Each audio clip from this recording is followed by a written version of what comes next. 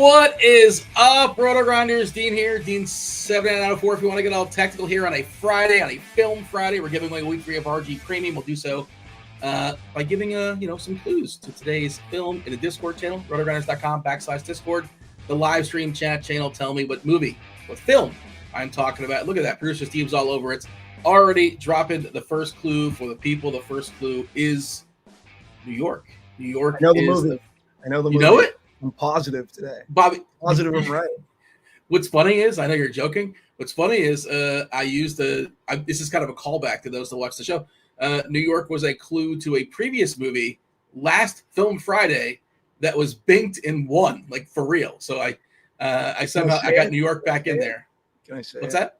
Can I say the answer? Oh, no. If you know the answer, I mean, you're going to ruin the integrity of the game, Bobby.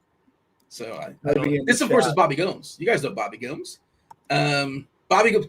We know him now as one of the greatest softball players that ever lived. He was regaling his, with stories, pre-show. He's a championship softball player. He's won $1 million as well. But now I think the softball thing is kind of taking a hierarchy.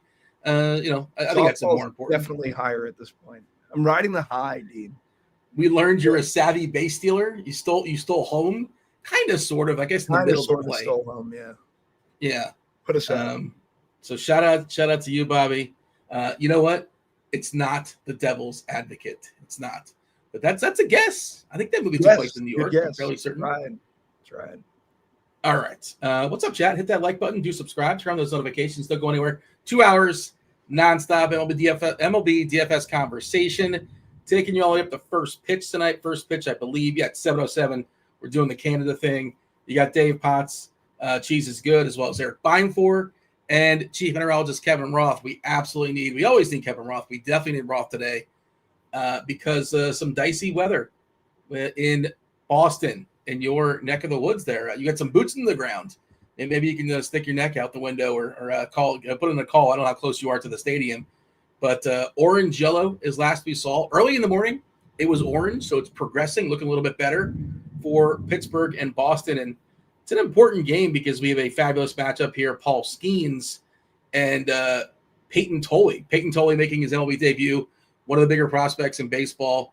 Big too. He's like 6'6", 250. He's got funky hair. He's got a mustache. He's got a great look. I'm really rooting for this guy. Yeah, I actually, I watched the video. I love when they do these and they kind of record, like when they tell that, they're getting the call up to the big leagues. They never fail. They're always spectacular. I just watched that one pre-show. Two of the better pitching prospects in baseball making their debut today. It's not just Peyton Tolley, but the Mets. The Mets, I guess they have more pitching prospects. They keep having pitching prospects. Good for them.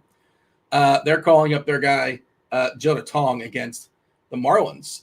Yuri Perez, a former mega prospect. So a good matchup there. A couple good matchups.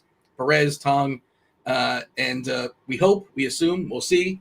Again, a little bit better as far as some improvement in the weather for Boston. We'll have to see what Roth has to say as we close in on lock. It's a 12-gamer.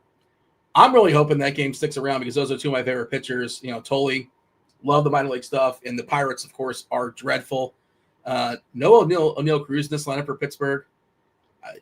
It's left on left. And I know he's not had this great season, and I know he's not great versus lefties, but you can't tell me that, Kiner Falefa is a better player than O'Neill Cruz. I don't know what they're doing, but shout out to the Pirates for, when he leaves in a couple of years, I can't believe this guy left. Well, all right, Bobby, how are things? Happy Friday, 12-gamer. I know we're talking pre-show about football too. We're excited about football. We're going to get you on Sunday mornings at the absurd hour at 9 a.m. Is that when we're starting? I don't know the official start time. A lot of football on Sundays. Not this Sunday, of course, but next Sunday. We are 10 days away. Is that my math correct? Maybe 9? Well, if you want to count Thursday, less than 6. It's right around the corner. So, we're going to be pumped on Sundays. Tasteful Tides, Tim joining us as well, taking you guys all up the lock. That's why you subscribe. So when we go live, you're going to get that notification bell at 9 in the morning. Hey, Bobby, how are things? Doing well. Happy to be here. Took a week vacation, so was out for the last 2 shows, but good to see you, Dean. Very positive today. I'm feeling positive too. I need to address a question in chat. Is Dean Becoming a Diva by Alexander 3 to Don? I think. What do you mean becoming? I had a few questions. Just a question. Do you think you're becoming a diva, Dean? I mean, I would say you mean more so than I had been in previous years. Is that the question? I think Because, so. yeah, you should see my rider for this show. The things I demand before I go live. The M&Ms. It's all the green M&Ms have to be taken out, or is it the brown ones? I don't remember which one that Van Halen did back in the day. But yeah, I mean, I suppose maybe we can make that as a poll question. Today's poll question is Dean becoming a diva? Maybe, and I would say there's different degrees, there's different levels as far as being a diva. But hey, there's Tim in chat. Don't be late, Bobby. He cannot wait to see you on Sunday. Have you set a precedent, Bobby? You typically late Sunday mornings? I don't recall. But am I late? I don't think I'm late. I was in Tim's neck of the woods for my vacation up in Maine. Maine's a good place. Did you stop by and say hello? No, definitely not. Definitely not. Tim would probably. You think he would tell you where he lives? I know he's got like his own island or something. If I knocked on the door, he'd probably come out with a shotgun. Yeah. I think he would just like turn the lights out and like everybody hide, just pretend like you're not home, that kind of thing. Yeah, I feel like everyone in Maine has like, I don't know, they're woodsmen. Dean. They wear flannels, carry shotguns. I don't have a lot of Maine experience, but flannel is definitely something I would stereotype in my head but I don't really have a lot of Maine stereotypes. Fishing, I think they're, crab, right? Tim's a big fisher. He lives on the coast. I was more. No, he's got a body of water in his backyard. I don't think he's ever jumped in it or been in a boat or kayaked or anything like that. He's talked about that in previous shows. He just happens to have water. It's a nice view, but I don't think he dabbles in it. But I suppose he can speak for this. And if there's anybody else, are they called Mainards? Mainards? If you're from Maine, are you like a Maynard? I think that's the term, right? I think it's a Maynard, yeah. Any other Maynard in the chat that would want to vouch and to tell us what are you missing out there?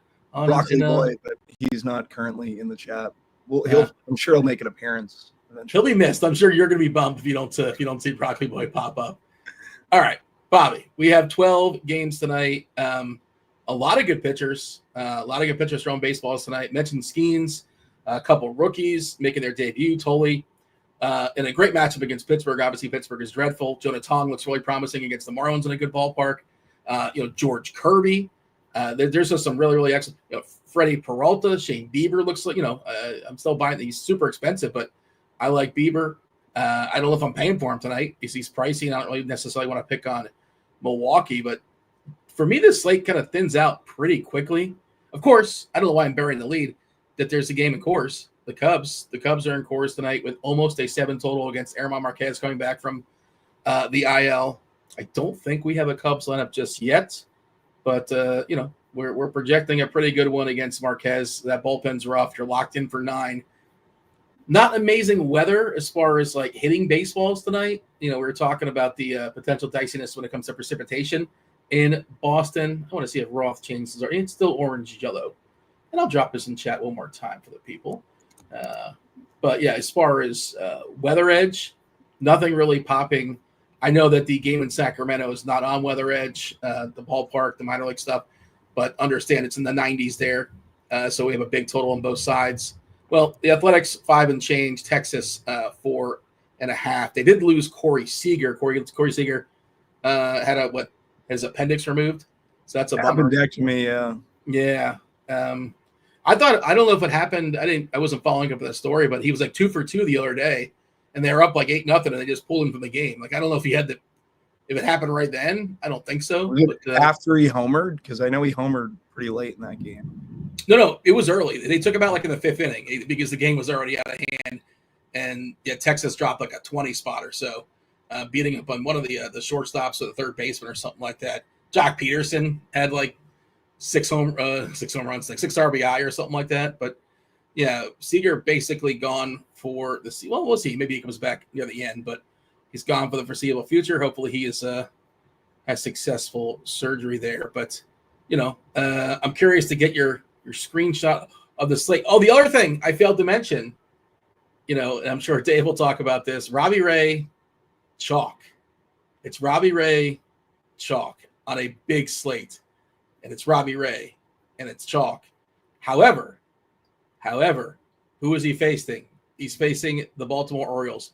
The Baltimore Orioles, Bobby, are the worst team in baseball against lefties in essentially any category you can think of.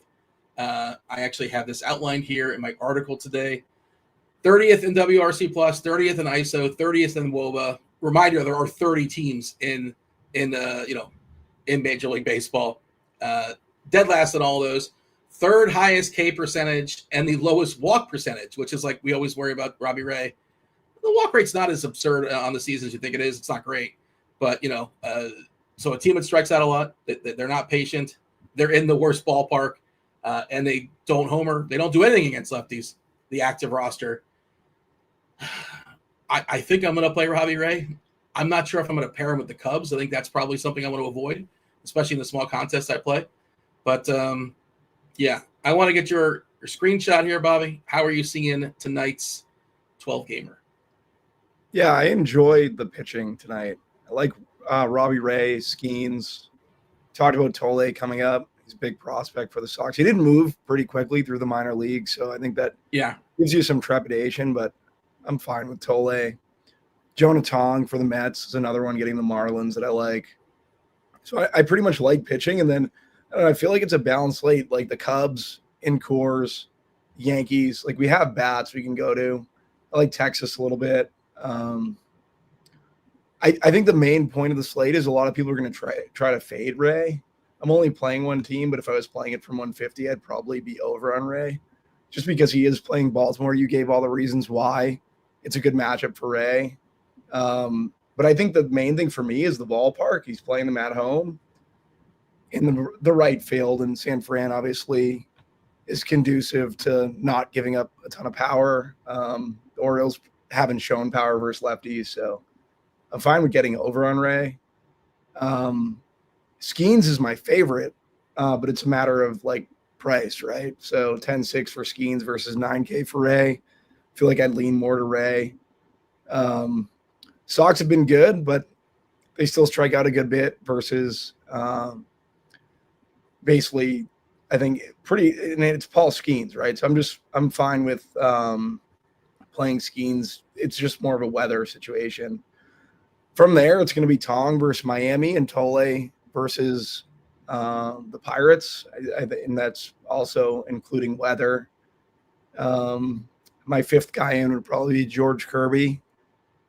Just think he's in a good spot versus Cleveland, so I don't mind him. Those are like my five main pitchers that I'm kind of targeting. Yeah, my four main are similar to yours. Ray, assuming Roth gives us the go ahead as far as weather. That's a big assumption. We'll see what he says in about an hour or so. And again, he'll be on all the way up the lock, and that's the first game or the second game at 7:10 on the East Coast.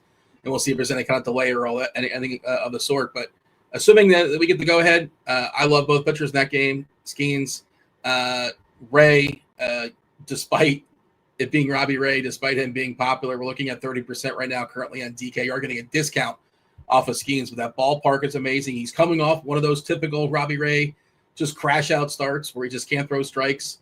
But again, this Baltimore team does not walk. They strike out a lot against lefties.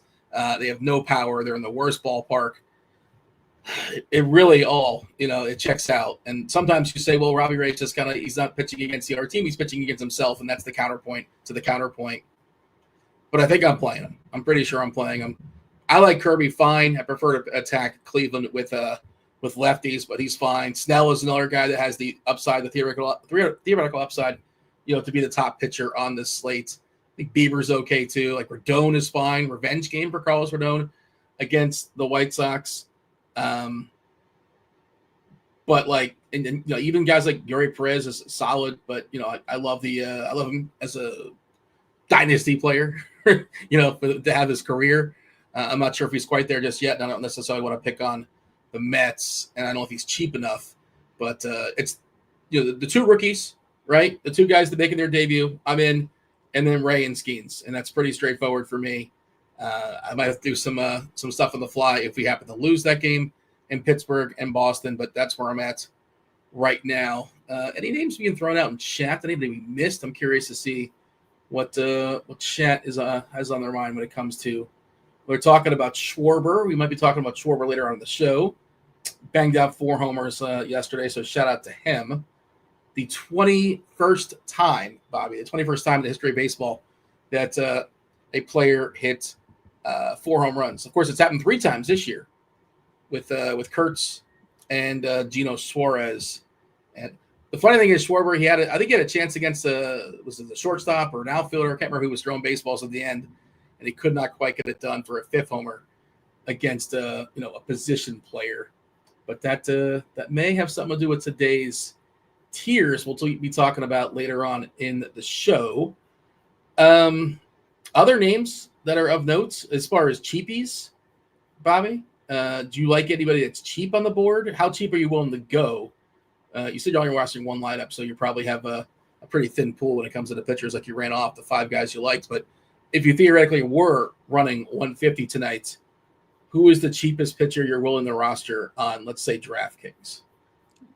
Well, it's definitely Tole, right, at 5.5. He's easily. Well, that's FanDuel, right? Or sorry, what's his price on DK? His DK price is 7.6. 8. 7.6. Okay, yeah. I was getting him confused with the Met. Yeah, okay, yeah. Tong is 8.5 and Tole is in the 7s against Pittsburgh. It would probably be. I don't mind Jeffrey Springs at 7,100 versus Texas. It's more like Sprinkle. Him, Zebby Matthews, Nestor Cortez down there at 6.9 for Minnesota. I just work. Weather Edge has that as a pretty good game for hitting. So I don't know how much Nestor I'd be getting, but I do think it's interesting, especially with the San Diego stack for what it's worth. Like, I don't think they're really going to be played. Probably a pretty good low-owned stack that you can get with Tatis, O'Hearn, Laureano, guys like that. Yeah, I think Cortez would probably be the lowest I would go at 6.9. He's it's small sample stuff, right? But Cortez has been not good this year, and mostly because 29 innings, he's given up almost 3 homers per 9. But it's weird because basically all the runs he's given up has been via the homer. His left on base percentage is 91.5%, so he's stranding runners that are not homering. But, again, it's small sample stuff, and the walks haven't been great either at 12%. The strikeouts at 20%, not ideal either. You mentioned San Diego. We'll be talking about them later on when we do our stacks. They are my kind of sort of somewhat sneaky is relative depending on slates and all that, and I don't think they're going to get played a heck of a lot because, it's a huge slate, and people are going to try to get to the Cubs. They can get to the Cubs, and that's the first thing they're going to try to do. And by the way, it's worth noting, on FanDuel, we kind of mentioned it there in passing. Tolley's 5.5 on FanDuel. Yeah, you can just. I don't know if you need that much salary. You might not, because they have a lot of good players like in the mid 3s. But if you really want to load up and have yourself a good time, Peyton Tolley, weather permitting, on FanDuel looks like a pretty interesting FanDuel play. I wouldn't play him for cash, obviously, but did want to note the distinct difference there in price. But there's a lot of other guys, and this just kind of thins out the slate for me, Bobby, where I don't think I'm rostering Shane Bieber. I don't think I'm rostering Freddie Peralta. Don't think I'm rostering Kirby. But I'm also not picking the offenses there either. So just kind of those options are going away. It's just me like Xing things out as I kind of go along. I'm not sure if I'm going to roster Rodon, but I'm probably not picking on him. But I guess you can homer hunt a little bit, I suppose. Vargas not in there. I thought Vargas would be interesting to some degree. For whatever reason, did not crack that lineup. So I think it's a bump to Rodon. You got Michael A. Taylor in there too, which is nice to see. Tim Elko, whatever that is. So it's a big slate, but it kind of thins out. You mentioned Zebby, but yeah, I'm more willing to pick on him. We like his strikeout upside, but you don't really have a ton of strikeout upside when you're facing San Diego, pretty contact heavy team. You did mention Jeffrey Springs, which Beimfohr is, he's probably going to be upset because he likes to be the first person to mention Jeffrey Springs. He, for whatever reason, always is on the shows when Springs pitches. So we'll see if he's in the bullpen to be coming on later on for crunch time. He'll probably be hyping him up a little bit. And I mentioned Snell in passing. I'm not picking on him, but I don't think I'm rostering him. But you certainly can. So that's just kind of the way I see the slate, Bobby. Right? It's like just a bunch of teams are kind of going away, and both sides are kind of going away, and it thins out really, really quickly. Jordan Lawler getting recalled by Arizona, though. We're just seeing that. I don't know if he's going to be in the lineup tonight. That's your guy, Dean. That's your guy. Jordan He's Love. a lefty, I'm pretty sure. He's not going to be in the lineup tonight. I wouldn't think. They would roll him out there left on left. He is on my dynasty team. I don't know if he's my guy. He's been bad so far in his cup of coffee in the majors, but in theory, he's going to be good one day. Who do you think from a low-owned perspective at pitcher? Like Rodon's 10-5. He's like 100 less than Skeens. No one's getting there, I would imagine, correct? No. White Sox. I don't think he's going to be rostered. And the K's are good. How many lefties is he facing? 2. Montgomery and Benintendi. You love seeing Elko in there, who's been terrible so far. At least a lot of strikeouts in a small sample, good power, but it's all small sample stuff. Love seeing Michael A. Taylor at 36% strikeouts. Sosa's like all right. Yeah, he's not patient, but he's got some power. Montgomery, it's a little small sample-ish. I'm not totally buying Montgomery's left-on-left power here that we've seen so far, but another player that's not very patient. Certainly Rodon's in the pool for tournaments. Montgomery, Benintendi, Taylor. Yeah, he pretty much hit on everyone. Yeah, I don't mind Rodon, and I guess it's like a pivot. If you're building lineups and you're afraid of weather, I think you can go from Skeens to Rodon if you want to do that. Sure, by all means. Like that's kind of your plan B if you get concerned about weather there. And it's the same price. Well, Rodon's a little bit cheaper, so you throw $100 out. But yeah, it's pretty straightforward. And the Ray thing has me scared, but it's just this matchup. I think the matchup is too good. And as much as I get nervous about him, like the surface numbers, he's got an ERA less than 3 on the season, which is, it's just how he gets that 3. It's just so weird.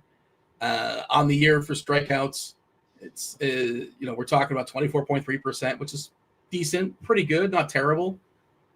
In a small sample, Bieber in his one start was excellent. Not going to count that, but Skeens and Zebby are right there, 28.8%, 28.5%. And that's why you always talk about Zebby because his Ks are the same as Skeens. I know Skeens has dipped a little bit this year, but Zebby's given up I think the most homers per 9, dating back to last season on this slate. Gives up a lot of hard contact as well. When he gets hit, he gets hit. Weather edge is not in his favor. Yeah. Is there anybody else that is worth mentioning? I'm trying to see if we have any names thrown in here in chat. Oh, they're just like mentioning movies. They're just mentioning movies. So here's the deal. I see people, throwing out movies in the chat. You can spam the YouTube, I suppose. I'm not really encouraging it. And participate, sure, by all means. But only official guesses are in the Discord channel. That's rotogrinders.com/Discord, the live stream chat channel. Only one guess per clue drop. So you can make another guess now because we're going to drop a second clue. The second clue is Tank. So it's New York and Tank. New York and Tank. That is our first 2 clues for a Film Friday. Tell me what film I'm talking about. Get yourself a week free at RotoGrinders Premium. Football, baseball, basketball, hockey. That's not just baseball. You get all of it. The bells, the whistles, all the goods, all the sports, everything that's in play. PGA with the exception of NASCAR, which I think, is NASCAR still doing its thing? Are they in a playoff or something? How do you even do playoff NASCAR? I don't know how that works, but yeah, all the bells, all the whistles, and the optimizer, SimLabs, everything you can think of, the articles, the rankings, the tags, Plate IQ, Lineup HQ, or if you want, if you happen to have it already, you get extended for a week, or you can just get scores and odds. Scores and odds, good time for that. For with all the college football in play and things of that sort. Okay. Anything else we want to say as far as, here's Broccoli Boy. He made an appearance. His ears are ringing. What does Broccoli Boy have to say? Oh, well, he's taking shots. I think he's taking shots in Boston. Shots fired here from Broccoli Boy. Wow. We missed Christian Javier versus the Angels. We're striking out a pretty high clip at 7,900. I think Christian Javier is definitely someone you can consider in your pool. At 7,900 though, 20% ownership, I would imagine around that. I think I'd rather take a shot on guys like Tole at 76. I think I just to see what the upside might be. Tong's there at 8,500. Should be a little bit less owned, probably around 15%. So, yeah. Yeah, so I did see Javier landing in some lineups, and it's all small sample stuff, but He's not looked good so far this year. He's been wild. He's going to make up a lot of fly balls. The strikeouts are okay, 21%. I know the Angels will strike out. They'll give you some Ks. I'm not in on it. I'm not saying you can't do it, but personally, I'm not there. I kind of like that game to go over the total in Houston because I like the Astros a lot versus Tyler Anderson. So yeah, I think I bet it. I know it sounds weird to say. I had the game open to bet the total over, but I'm not sure if I officially clicked it earlier in the day as I was doing some content. I was like, I like this game to go over, especially the Houston side. Tyler Anderson's definitely somebody you want to pick on tonight. That'll be at least the tier board is your board, Bobby. But I personally like the Astros. And yes, right on cue. If you guys can hear it, my apologies. It is raining here because it's always raining here at 5:30 or so for whatever reason down in South Florida. Let's go. No, that's not me. It's not that bad here. You can tell. That's not organic rain. That is canned rain, which is different than organic rain. Chop gave me this $1 billion idea. He said I should, just record the rain, the organic rain, and sell it to help people fall asleep. Have you ever heard that concept before? I've never heard that before. I've actually done that for my kid to get them to sleep. You can do it on YouTube. Not really. No. Holiday leading off here for Baltimore. Jackson is batting second. Okay. Holiday, Jackson, Henderson, Mountcastle, Rivera, Cowser, Mayo, Beavers, and the other Jackson. So they're not running out their best catcher either. The big prospect is not in there. Beavers is in there. Mayo. Yeah. Jackson's striking out at a 33% clip. Batting second. What kind of sample are we talking about there? 15 at bats, not many. Yeah. So hold on a second. That's like 5 times, I think, right? If my math is good. I didn't use it. My hands are up here. I didn't use a calculator or anything. I'm pretty sure that's 5 times at 15. Yeah. Yeah. But he's not somebody we are necessarily afraid of. Okay. Yeah, Robbie Ray. Here we go. You buy the ticket, it might every once in a while it's going to get derailed. But I think I'm on the Ray train this evening. Anything else you want to say as far as pitchers before we delve into our tiers? No, that's it. I think we kind of hit on all pitching. I think the main thing is people are going to try to fade Robbie Ray tonight, and I think you should be playing him.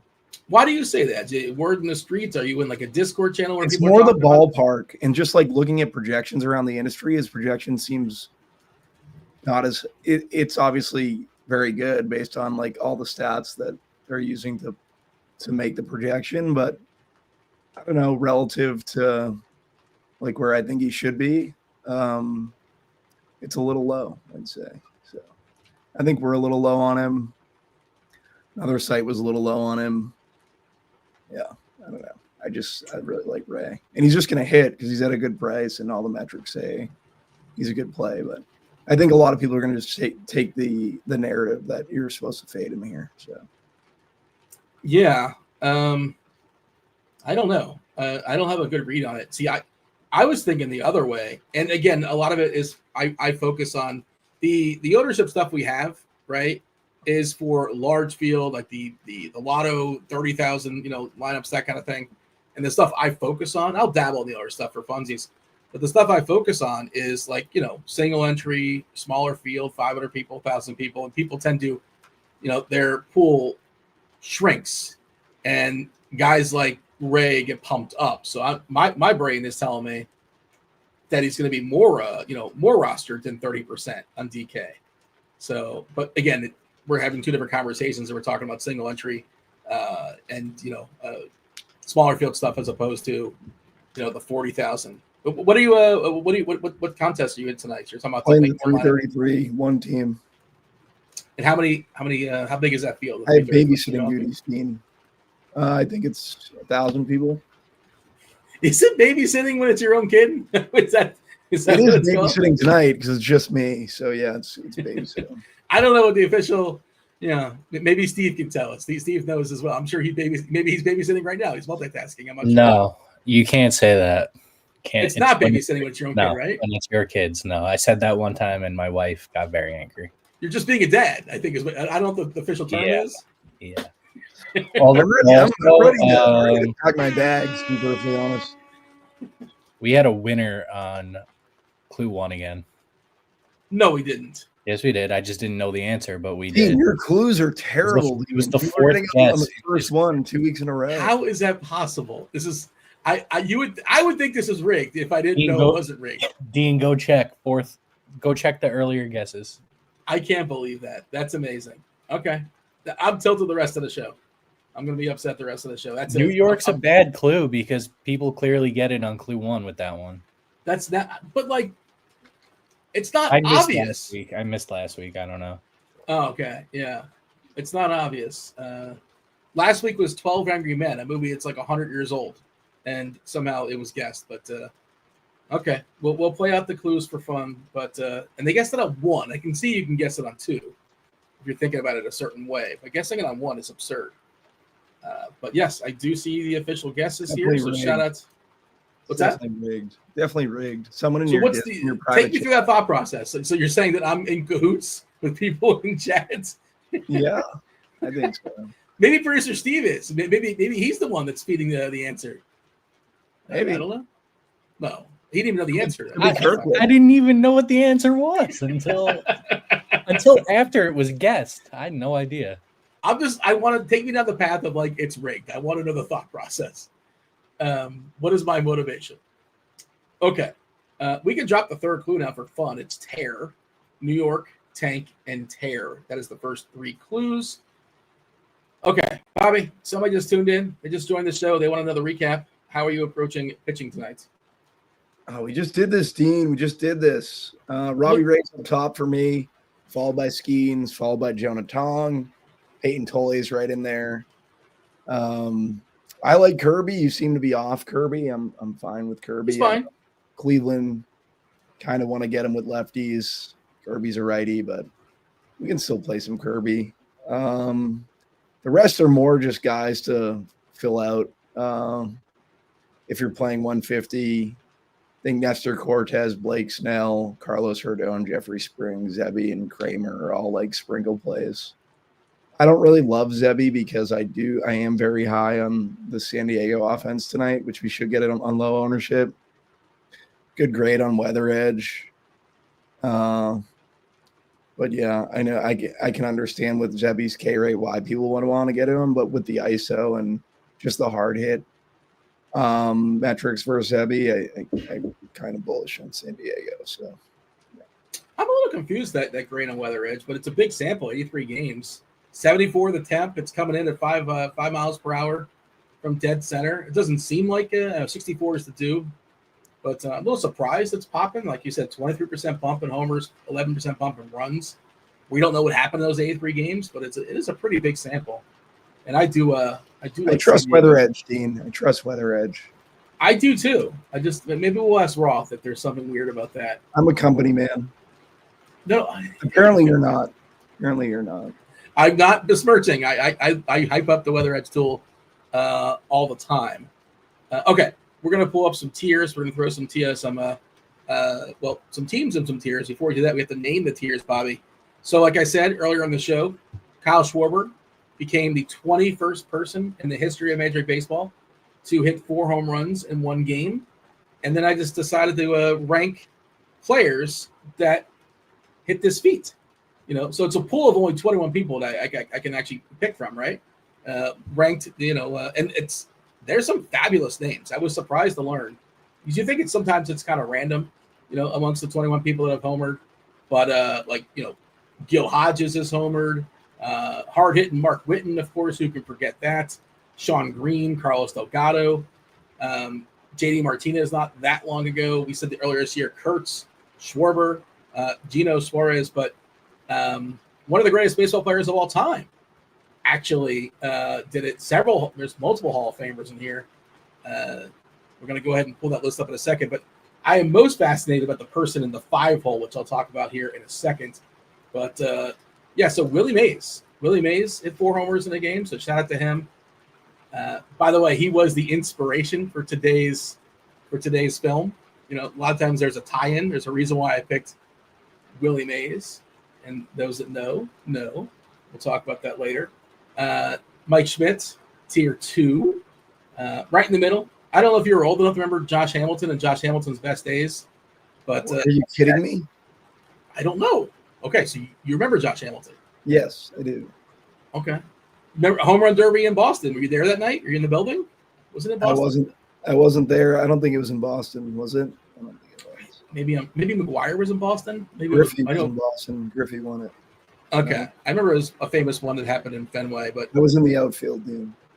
Hamilton had 4 homers in a game. He didn't play that long. You know, he was one of the biggest prospects in baseball, and he had some issues, and he had some really, really good years, but, you know, fizzled out as well. That's why we kind of put him in the middle, you know. Remember Scooter Gannett? This was in the DFS era. Scooter Gannett had 4 homers for Cincinnati. Former Brewer, former Red. I think he was a Red then. But, Scooter Gannett, you know, he's 1 of 21. And then there's Bobby Lau. I'm not sure if he's related to the Laus or the Lows. I couldn't tell you if he's related to Nate or Josh. But I'm fascinated by this guy. You want to know why, Bobby? Because this guy played 18 Because he has my years. name and you put him in the 5 hole saying he stinks. That wasn't subliminal. That's what they made it. That's what they're saying in chat. He had 7,078 at bats. He played like in the late 1800s and 1900s or something like that, long time ago. 18 years, Bobby. 18 years, over 7,000 at bats. He had 4 home runs in 1 game. So how many homers did he have for his career? 8. Well, no, that's just ridiculous. Now you're being silly. I was guessing something ridiculous. I don't know, Dean. I have no idea. 71. He had 71 homers. And then somebody else was telling me apparently there was an issue with the home ballpark at the South End grounds. There was a fire. So they ended up playing at Congress Street grounds, which was pretty much a bandbox. He hit 12 home runs in 27 games. I don't know. I found this kind of fascinating here. Apparently, Bobby Lau is not related to any of the current Lows or Laus in baseball, but he had 4 home runs. And I was also saying the crowd was so impressed by him. This is from the internet, so it must be true. His 4th home run, the crowd in Boston, this is in Boston, notoriously bad crowd, cheered him wildly and threw coins and cash at him, totaling $160. They threw $160 at him as he was hitting his 4th home run as he's rounding the bases, which is probably more. It's a lot of money back in the day, right? Yeah, all right. Let's see. So shout out to Bobby Lau or Lau. I'm not sure how to pronounce that, but there you go. He's in the gutter. Apologies to his family. He did it 4 home runs. He had that one day.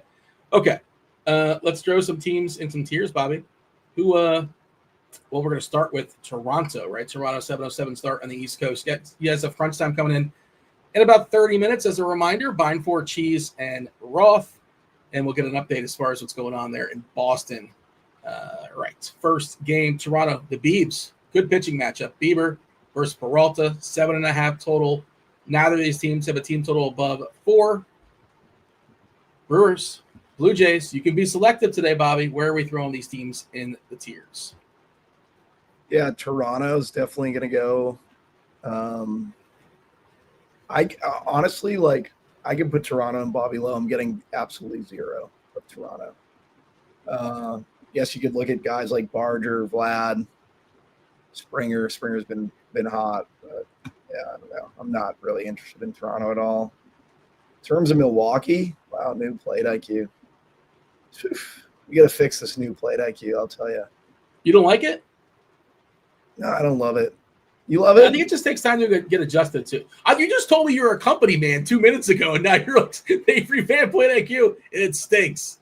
Yeah, we'll throw Milwaukee and Bobby Lau too. Not interested in Milwaukee. William Contreras, I think, is fine, but yeah. I think it's a little cleaner. I think it's a little bit. It took me a second to adjust too, though, just kind of staring at it.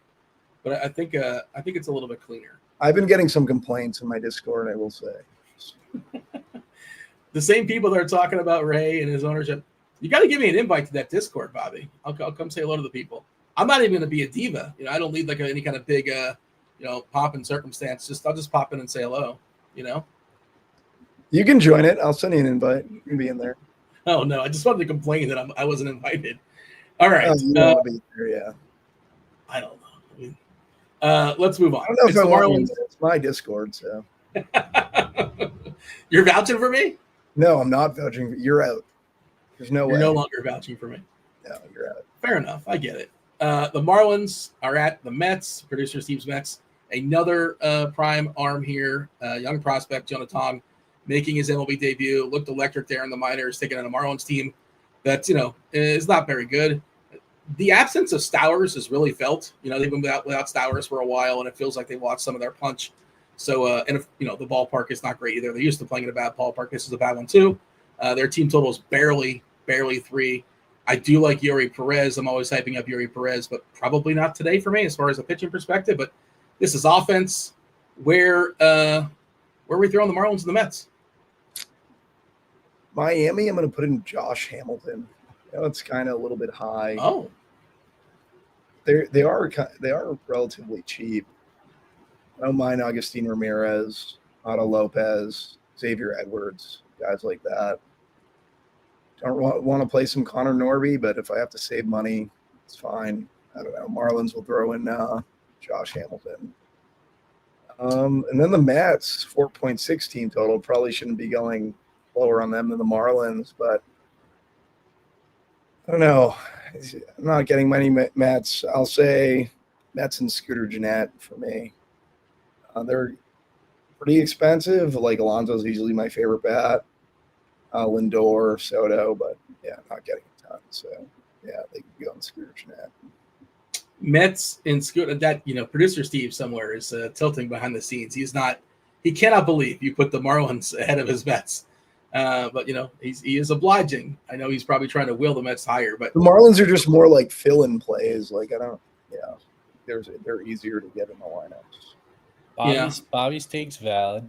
They got their ass kicked last night, so they're expensive, like he said, so it's fine.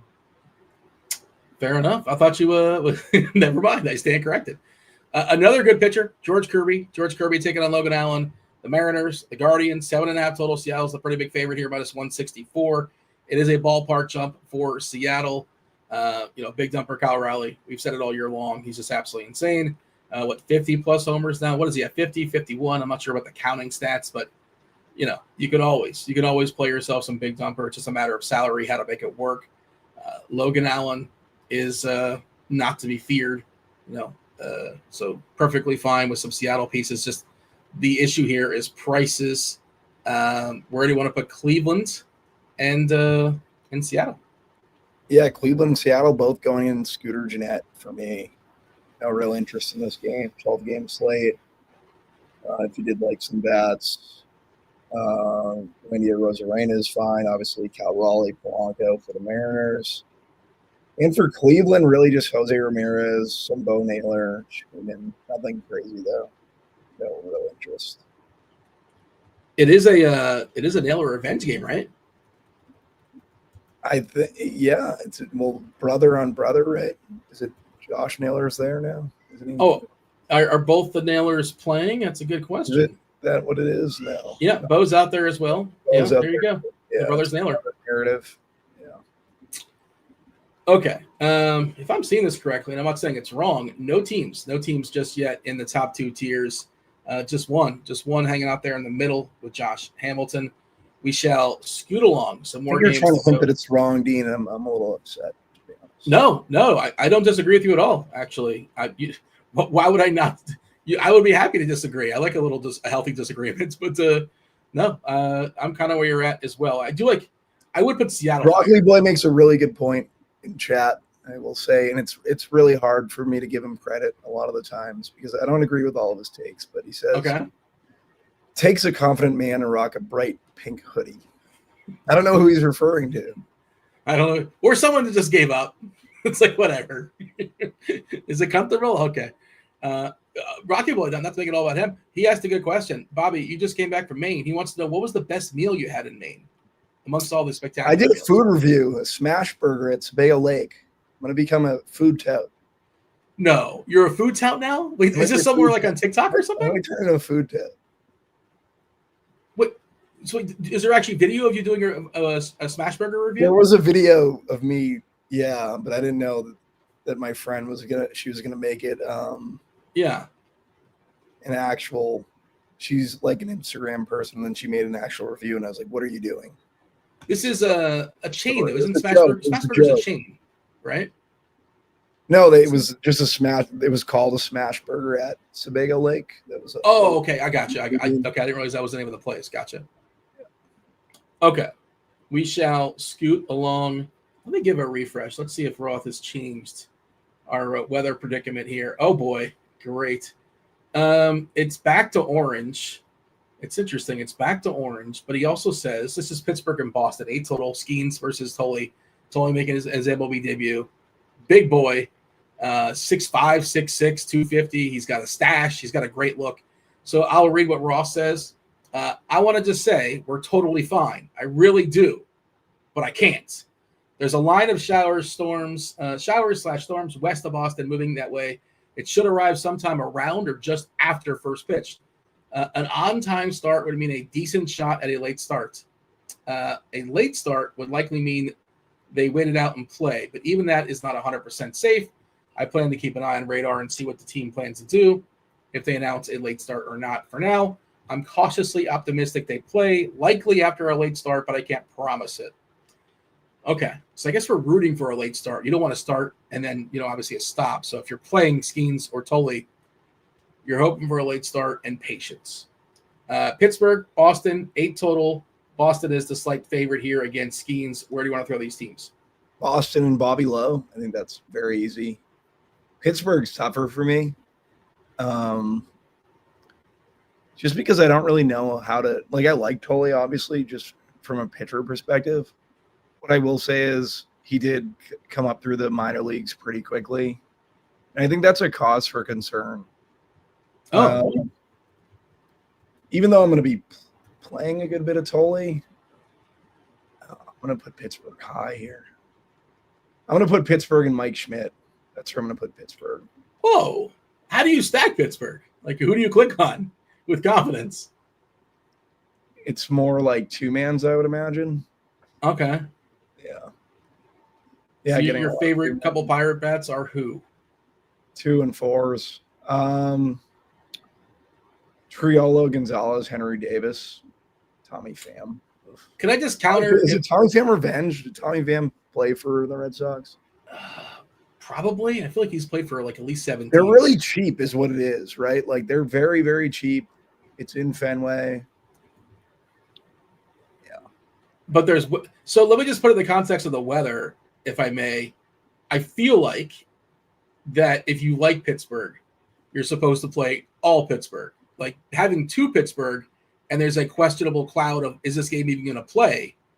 I don't want to have 2 players on offense in a game that, I don't know, just putting a number on it at the butt, 20% chance of not playing. You know what I mean? Well, Dean, I built my teams before the well, you've got to be flexible. This is DFS, right? With new information. We got the new orange situation. Yeah. I'm still interested in. I can rerun Dean for you. I'll rerun right now. You currently have 2 Pirates in your main lineup? Your one lineup? No, I haven't picked my main lineup yet. Okay. Yeah. I'm gonna start to think about the context of the weather and all that kind of stuff. And on my second team, I have Henry Davis, Nick Gonzalez, and Triolo. I don't hate Davis as a punt because he's just so cheap. He's got some power. The monster is right there. Yeah. But the weather. So I don't know if I want him as a one-off. Unless Roth says it's fine. Mostly. Okay. We shall move along. I cannot believe this. We have the Pirates in tier 2 and the Marlins in tier 3. And it's bizarro. Milwaukee, the best team in baseball. Their team total moved. Yeah. Much. The highest on the slate. It's 0.3 move along with the Red Sox. So I don't know. Yankees are in Chicago. Yankees in Chicago 9 total. New York has a team total at almost 5.5 against Gomez. Grisham, Judge, Bellinger, Rice, Stanton, Jazz, McMahon, Volpe, and Wells. So both catchers in there today. Where do you want to put New York and Chicago? Chicago taking on Rodon and all his revenge. Yankees and Willie Mays. Really like the Yanks tonight. Grisham, Judge, Bellinger, Rice. They're all good. Stanton, Chisholm. really like the Yankees. I think they probably have the highest ice on the slate. So outside of the Cubs, I think it's pretty easy. Willie Mays there. The White Sox. Ooh. A lot of strikeouts for the White Sox in this lineup. Don't love this lineup too much. I'll say we'll put them in Scooter Gennett. I think you could play pretty much. There's not really much you can play here. Play Benintendi, play Elko. I don't know. They're just values. Nothing more than that. We did get the Athletics, by the way. No Blade if you were expecting him, and no Brett Harris. Hernandez and Colby Thomas are in there. It's Kurtz, Langoliers, Rooker, Soderstrom, Wilson, Thomas, Butler, Hernandez, and Geloff. That is your 9 for the Athletics. By the way, the fourth clue is scrolling just for fun. It's Snipe. Snipe is your fourth clue. Tank, Tier, Snipe, and New York. We already have a winner, but we'll play out the string. More games coming for you. All right, it's the Angels. The Angels in Houston, 9 total. Christian Javier versus 35-year-old reverse splitsy Tyler Anderson. I didn't realize that somebody in chat was pointing out apparently there's some strong BBP for Jordan. Is that correct? Let me go ahead and confirm that. And I loved Jordan today as a left-on-left play that people might not like. But, yeah, Anderson is reverse splitsy. Jordan has smashed him. 8 for 21 with 3 homers. I know this is a, chops bit. And this is just a suggestion. I like Jordan Alvarez, but I think a lot of people do. He's still a little bit too cheap on both sites. Astros, Angels, what do you got? Yeah, Angels going to go in Scooter Gennett, Mike Trout, Neto, Hoppy, Nico Cavadas. Did he make the lineup there at first base? Yeah. I think so. He's cheap. Guys are fine as like values, but yeah, I'm not too interested in the Angels. Houston. I'm going to put Houston and Josh Hamilton. We hit on Jordan's BVP, Jeremy Pena, Correa, Christian Walker. I think all those guys are fine. That's where I'd put Houston. Josh Hamilton. Detroit, Kansas City, Chris Paddock in Kansas City taking on Seth Lugo, 9 total. KC is the favorite, -123. It's kind of a higher total for this ballpark. Paddock's certainly vulnerable. Yaz has been good since being there. There's always that concern about him getting the hook if a lefty comes in. Of course, you have the pass watch who's been smashing. It is Fettuccine Friday if you're keeping score. And then Detroit, they're lefties. Ton of power there with Green and Carpenter. Cole Keith, pinch hit risk too, but he is cheap leading off on the road, and he sticks around. Decent shot at 5 ABs. Detroit and Kansas City. What do you got, Bobby? KC and Josh Hamilton, like Witt. Don't mind Perez. Mainly the main guys for the Royals. Yastrzemski had a big night the other night. Don't mind him. Vinny Pasquantino. Not really getting much of any Vinny P. For whatever reason, Fettuccine Friday, whatever. I'm just not really that interested. Detroit, it's really just going to be Scooter Gennett, Wenzel Perez, Cole Keith. Only 2 guys I'm getting from Detroit. Not really interested in Detroit currently. Where are you putting Detroit? Do I see him somewhere in the tiers? You can put him in Scooter Gennett. You gotta send out an invite to Vinny P when next time he's in Boston. Have him come out to the restaurant. See if he can give you a review. So the restaurant across the street from me is called My Mother's Cutlets. And Tommy Cutlets or whatever. Sent out like an Instagram post that he was going there, and they must know someone that I don't. DeVito, yeah. Did he get picked up? I'm assuming somebody picked him up, right? I saw he got cut. Did somebody pick him up? Patriots, Dean. Patriots. We stink. Really? We're supposed to be good. Yeah. Good for him. What do you think the Patriots win total? You think it'll be over 8.5? Yes. I think it'll be over 8.5 this year. I'm going to say under, and I'll say 7 wins. Okay. Do you want to slide I don't know what the official number is, but if that's the market value. I think they get the 9. I'll take over. They got 2 wins versus Miami. That's a start. Yeah, you got 2 right there. All right. So San Diego is taking on Minnesota. It's Zebby Matthews versus Nasty Nestor Cortez. I don't know why he's nasty. It's just works with his name. So San Diego is the favorite, -127. We talked about kind of earlier. We both like San Diego to some degree here. Zebby's had some home run issues, not just at Minnesota. You're locked in for 9 on the road. Minnesota's the worst bullpen in baseball, the current bullpen by multiple metrics, trading away some of their key pieces, and whatever is left is the scraps. And there's some cheap stuff too, like Gavin Sheets. He still seems too cheap. O'Hearn as well has cracked that lineup. So, and even Cronenworth, at a second base position that isn't always spectacular. Obviously, goes without saying, Tatis, Machado certainly are in play as well. Where do you want to throw San Diego and Minnesota? Yeah. San Diego's a tough one for me because I want to put him in Willie Mays and I'm going to put him in Mike Schmidt. I really like San Diego, though, for what it's worth. Probably going to try to get to some San Diego bats on my lone team. My kid is screaming in the background. He's not having a good time. Yeah, he's Manny Machado, Fernando Tatis, Luis Arias. I think they're probably the guys that I'm most interested in. Talked about O'Hearn and Laureano. I think they're fine as well. And then from Minnesota, really not much from Minnesota. I'm going to put Minnesota in. I think I'm going to put them in Scooter Gennett too. Not really interested. I know the hitting weather is good there. It would be Buxton, Jeffers, Wallner. Those would be the guys that I have the most interest in, but not really playing any Minnesota. Is Miss Rachel not available? We can't fire up Miss Rachel, or is that just not something we can do right now? We don't allow TV in the house, which I've been very much against. Because what do you mean, like in all the rooms at all times? I can't watch TV. I can only watch TV on Sundays.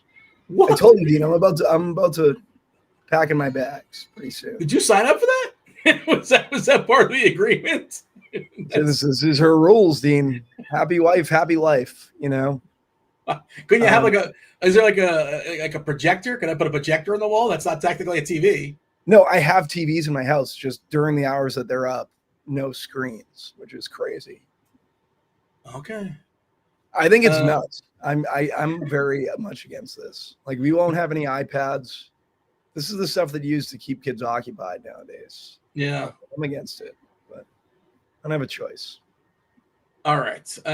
Next game. We have no Chicago lineup still, right? I don't see any Cubs, unless I'm missing something.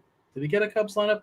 We got Dodgers, Ohtani, Betts, Freeman, Smith, Teoscar, Conforto, Pajes, Freeland, and Enrique Kike Hernandez. That is your 9 Dodgers. No Cubs just yet. We are projecting, pretty standard. Bush leading off with Tucker, Suzuki, PCA, Carl Armstrong. We're presuming it's going to be Carson Kelly doing the catching, Ian Happ, Horner, Swanson, and Matt Shaw against Aramon Marquez returning from the IL. That collection of hitters, 7 total, close to a 7 total, 6.72. I rounded up. In cores, 11 total. But, of course, more of those runs go into Chicago. Cade Horton on the bump for the Cubbies. Where do we want to put Chicago and Colorado? Bobby, you are on mute, sir. Yeah, I didn't want to make everyone have to listen to the screaming. No worries. PGA for me is the best play on the slate. Chicago's in Willie Mays, Seiya Suzuki, Nico Horner. I love everyone on this team. Kyle Tucker, Matt Shaw. Like, give me all the Cubs in Colorado. And then from there, Colorado, I'm going to throw in Josh Hamilton. I don't mind Mickey Moniak, Hunter Goodman. Those would probably be my 2 favorite. Doyle you could throw in there. Those would be like the main 3. Do you you're making one lineup? You think you're going to differentiate your Chicago lineup maybe like less than 5? You're not going to go. You said give me all the Cubs. You're doing full stack. Is it going to be like a 3-3-2 kind of lineup you're throwing out there? Because you were talking about Ray as well, and I'm just afraid. I'm thinking I'm building lineups too. I'm thinking, yeah, you just brought that to my attention. I think it's a really good point. Like, you're in a position where if you're building with Ray and Chicago, you're going to be extremely chalky. So try to do it differently. That's what I'm trying thinking. to do it differently. That's where I'm probably going to try to get in some Padres. Yeah. You both like San Diego tonight. Yeah. So I think that's a little bit different, and I'm not really sure where the field's at. I don't think San Diego's on a lot of people's brains necessarily. By the way, the last clue for Film Friday, it's not scrolling just yet. It's going to be scrolling momentarily. We already have a winner in the Discord. Let's give out the last clue. Some people are still playing it for fun. It's land. So The 5 clues were New York, tank, tear, snipe, and land. And we did once again have a winner on 1, which is completely outrageous. There's going to be a full investigation into how that happened. But I don't know, just a wonky coincidence. I got to make the clues tougher, Bobby. That's it. Just got to make tougher clues. I'm making it too easy. It's like layups for these people. Maybe I'm too predictable. Before it was too hard, right? Mm-hmm. And now I go on vacation, and I come back, and you seem like you've gone soft. You know what? Maybe I have. I got to be tougher. You got to earn it. You got to earn, premium, I suppose. But I don't know what it is. It's the old Goldilocks thing, right? Too hard, too easy. We got to find it where it's just right, I suppose. Crunch time, 10 minutes away, give or take. Bobby, by the way, I'm going to need some Bobby bombs. Bobby bombs. I don't know if you have any bets out there. I have one PCA. Oh, do you want to be a little bit more ambitious than PCA? I think it's a good one. It's a good one, sure. It's a good one. Okay. Do you have anybody that's a little bit off the board, possibly? You think about it. I tagged Adolis Garcia earlier. I don't know if he's a little off the board, but I don't mind. Yeah, well, that's a good one because we're going to be talking about them in just a second. I don't think we have a Texas lineup, but again, there's going to be no Seager. Big bump here as far as environment. Texas has a team total of just 4.6 in part because they're without Seager. There's some cheap stuff that we're projecting. We're projecting Cody Freeman to crack that lineup. No Jock Peterson and no Rowdy Tellez because again the lefty's starting and those guys are lurking, which is I'm on pitch hint alert, just in case those things.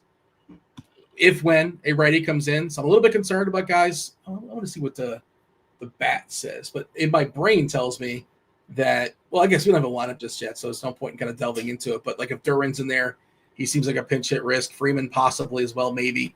Hellman possibly as well. But curious your thoughts. Oakland. I'll put $1 in the tip jar. Sacramento, the Athletics, and Jeffrey Springs have a team total of 5.4 against Jack Leiter. Jack Leiter probably coming off his best start of his career ever. He was awesome last time out, but this is a tough spot, especially the front 5 here for the Athletics. Rangers and A's, what do you got?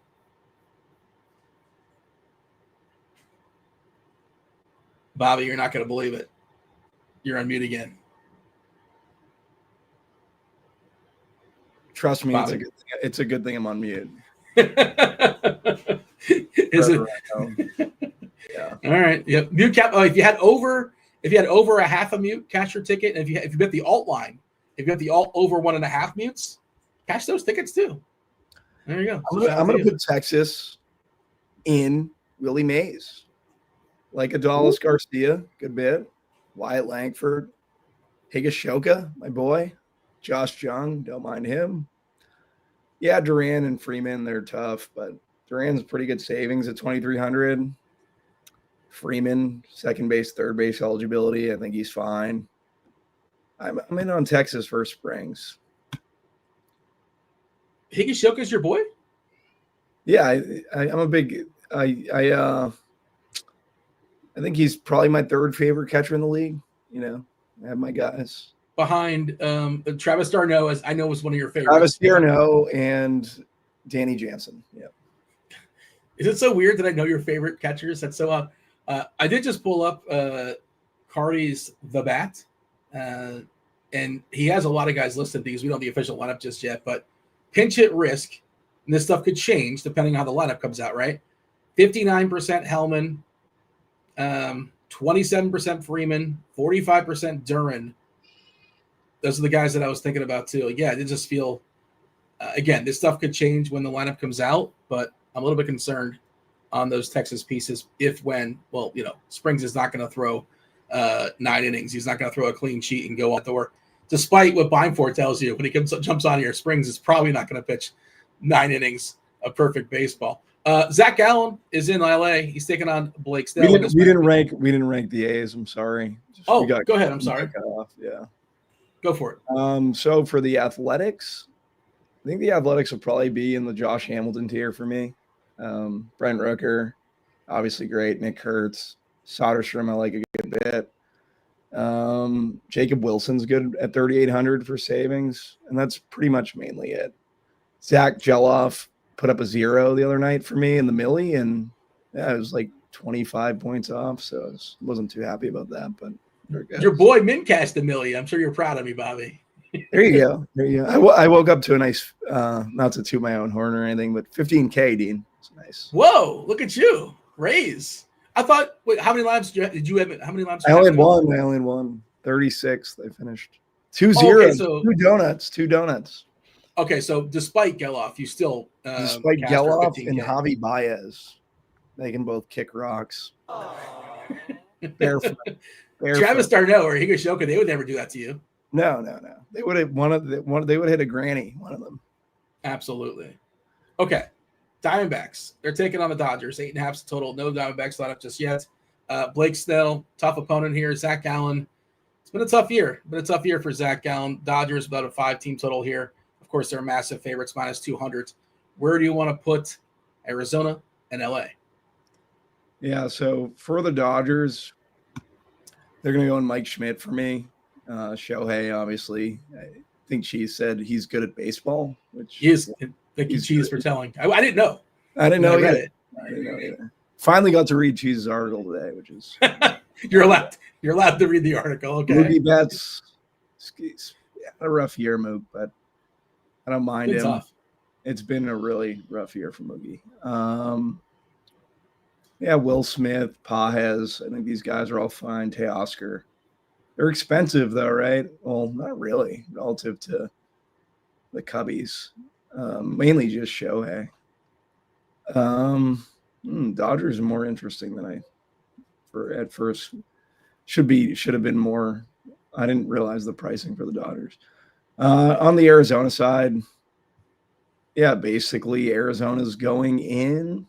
We're going to go in Scooter Gennett for Arizona. A lot of teams in Scooter Gennett, it looks like. Kettle Marte, Carroll, Lourdes Gurriel. Those are really the main guys for me. Last game of the slate, it's Baltimore and San Fran. Significant ballpark jump, taking on Robbie Ray. Robbie Ray and San Fran, they're minus 144 favorites, 7.5 total on the board. We talked about it earlier. You know, the Orioles are the worst team in baseball, the current iteration against righties when it comes to essentially any metric that matters, ISO or WOBA. They strike out a ton. They don't walk.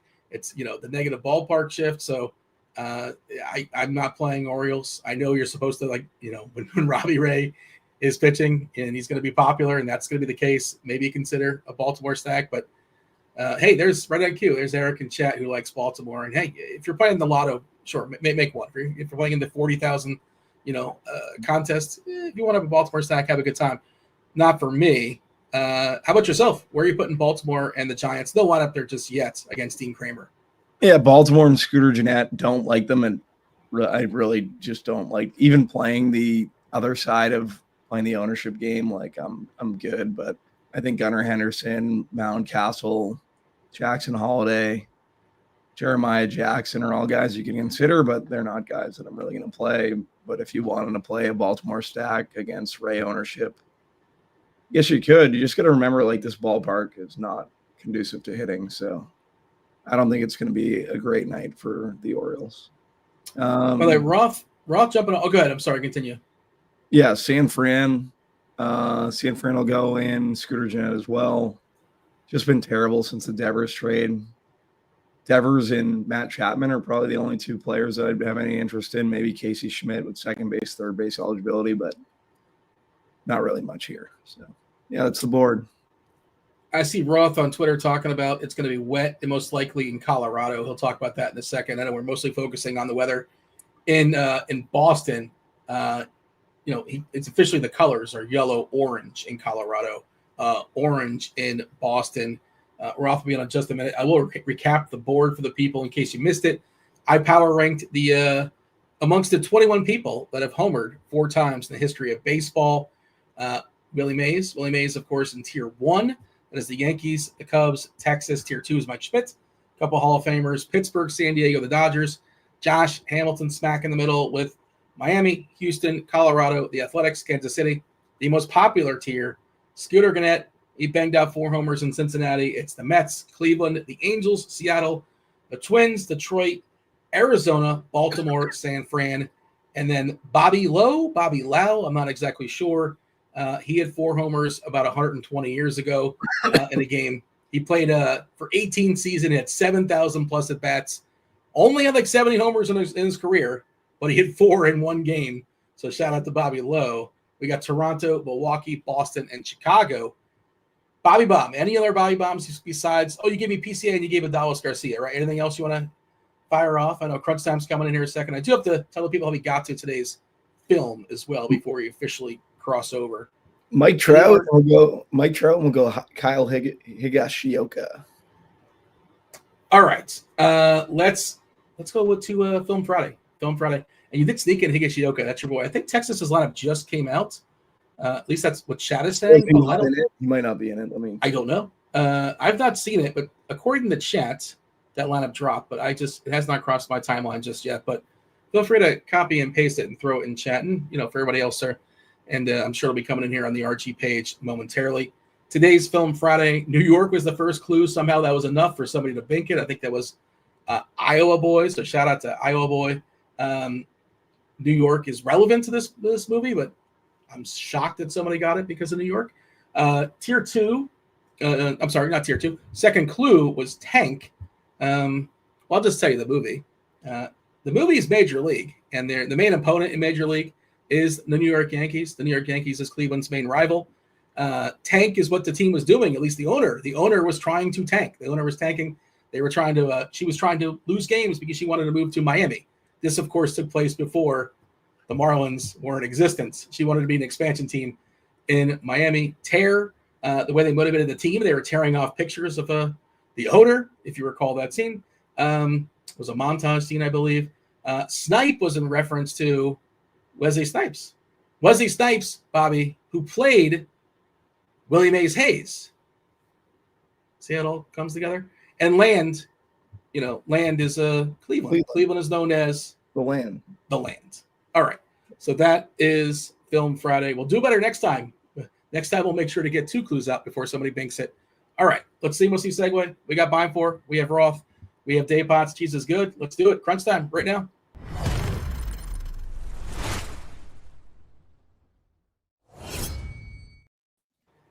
I've never seen Kevin like my list before. I'm flattered. I want to ask you about weather, but do tell me how amazing this list is, Kevin. I mean, it's the highlight of my day, and it says probably more about my day than the list, but it was a glorious list, and I enjoyed watching it. I'll tell you what, all I could think about when I saw that list was Bobby Lowe/Lau at the bottom and Kevin Roth's great-grandfather just trying to figure out what his name is. Low, Lau, who the hell knows? There was probably 4 of them in baseball at the time, too. They've been messing with you guys for a long time, those Low Laus. Dave, am I the only one that's fascinated by this? This guy had 7,000 plus at bats in his life and 70 homers and 4 came in one game in the first 6 innings, no less. How does that happen? That was news to me. Exciting stuff, really. Me too. Do we know what the weather was in that day? Like, was it at Wrigley? Oh with my winds God! blowing out? I'm just saying. So here's what we know. It was in Boston. No, it was actually their home field is South End Grounds, but there was a fire in the South End Grounds, so they were playing in an alternate field called Congress Street Grounds, which was a bandbox, and he had 12 home runs in 27 games there. So 12 of his 70 home runs were in 27 games, and if you didn't stack the what were they called? The Boston something. What was the name of the team? Was a weird team. Braves. No. This is before the Bean Eaters. They were the Bean Eaters. If you don't, I've always said this. My grandfather told me never fade the Bean Eaters. It's like a slur if you say it nowadays. I don't even know who you're slurring against. I was going to say, I'm not sure this is marked safe for kids anymore, this YouTube video. Right. I'm just telling you what AI told me. So I'm just reading, you put it on the prompter. That's what it says. So, yeah. And officially it says Robert L. or Grok, because I'm questioning the Bean Eaters. Yeah. I just typed in Google, I think. So, yeah, I guess it's not Grok. It's Google AI. The worst. I'm just telling you.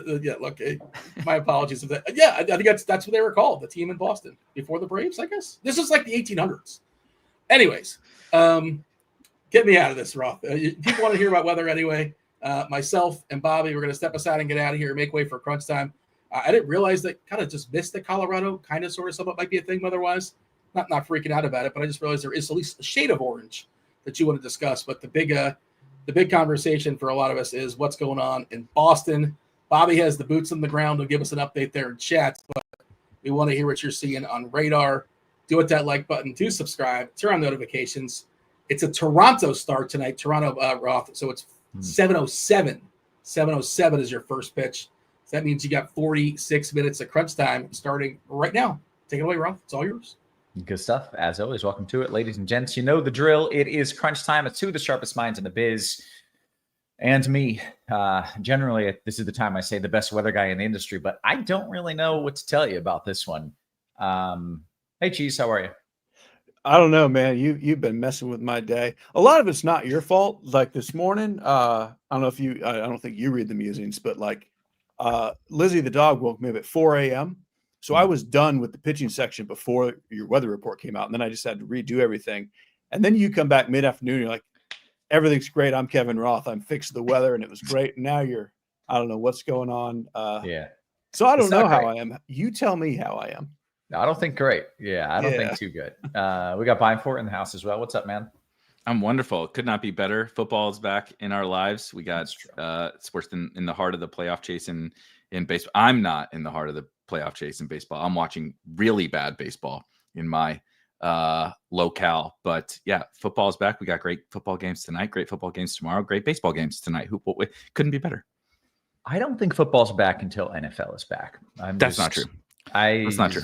Yeah, college week football. 1 of college football. Dude, Texas plays Ohio State at noon tomorrow. That's a real that's better than most of the week. The opening game for the NFL season is the Eagles against the Cowboys, and the Cowboys are going to give up about 70 to the Eagles if the Eagles want to score. Tomorrow is better than that. Kevin, that's actually a pretty good argument. Auburn starts in like 2 hours. Mm-hmm. Yeah. So okay. All right. I'm on board. I'm really, really into the Arch Manning narrative for UT. Like, I think that storyline is so fun. And so I am excited to just randomly cheer them on, even though I'm not a fan, just because I just quickly, did you see him have to dispel his grandpa? His grandpa came out and said, Archie Manning, saying that he's going back to, like, everybody who thinks tank for Arch, like, don't do it because he's going back to school. And then Arch had to come out and be like, that old man's lost his marbles a little bit. Like, that's not true. Like, don't don't listen to him. It was great. It's great theater. I love it. Okay, we got to talk. Sadly, I want to put it off as much as I can, but we got to talk about the weather. Let's start in Boston. They're going to start this game dry, and they've pulled the tarp, and I think that means they're going to play on time. There is rain that is very likely moving into Boston fairly early in that game, and I don't know if they'll be able to play through it or not. And that is a concern. Behind that, there's a line of showers and storms developing. That, if they do play through the first batch, would probably come late enough to not be a huge issue, at least for pitchers. But there's no clear, this is what's going to happen in Boston. I'm going to keep watching radar. I guess for now, you can just hope, at least in tournaments, that they play through the rain. But I don't know if that's the case or not. I really don't know if that's the case. When you say the first batch comes through early in the game, do you have any idea what early means? Sure. Let's time it out here. Give me, bear with me for like 40 seconds. It is 23 miles away now. And I would say... Here comes the math part of Roth's job. Yeah, well, I'd say it's like an hour and a half from now. So what, about an hour in a game? About an hour. Hour in. Yeah. Slightly less than, yeah. So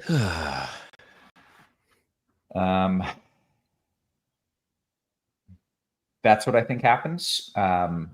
We can keep watching this. I just don't know if they're going to be able to play through it or not. I really don't. And I don't know what it's going to look like by the time it gets to Boston either. It might, an hour from now, we might be like, what rain? It's gone. Or it might still rain. I don't know what to tell you about Boston pitchers. It's not safe, but I'm also not going to tell you can't do it.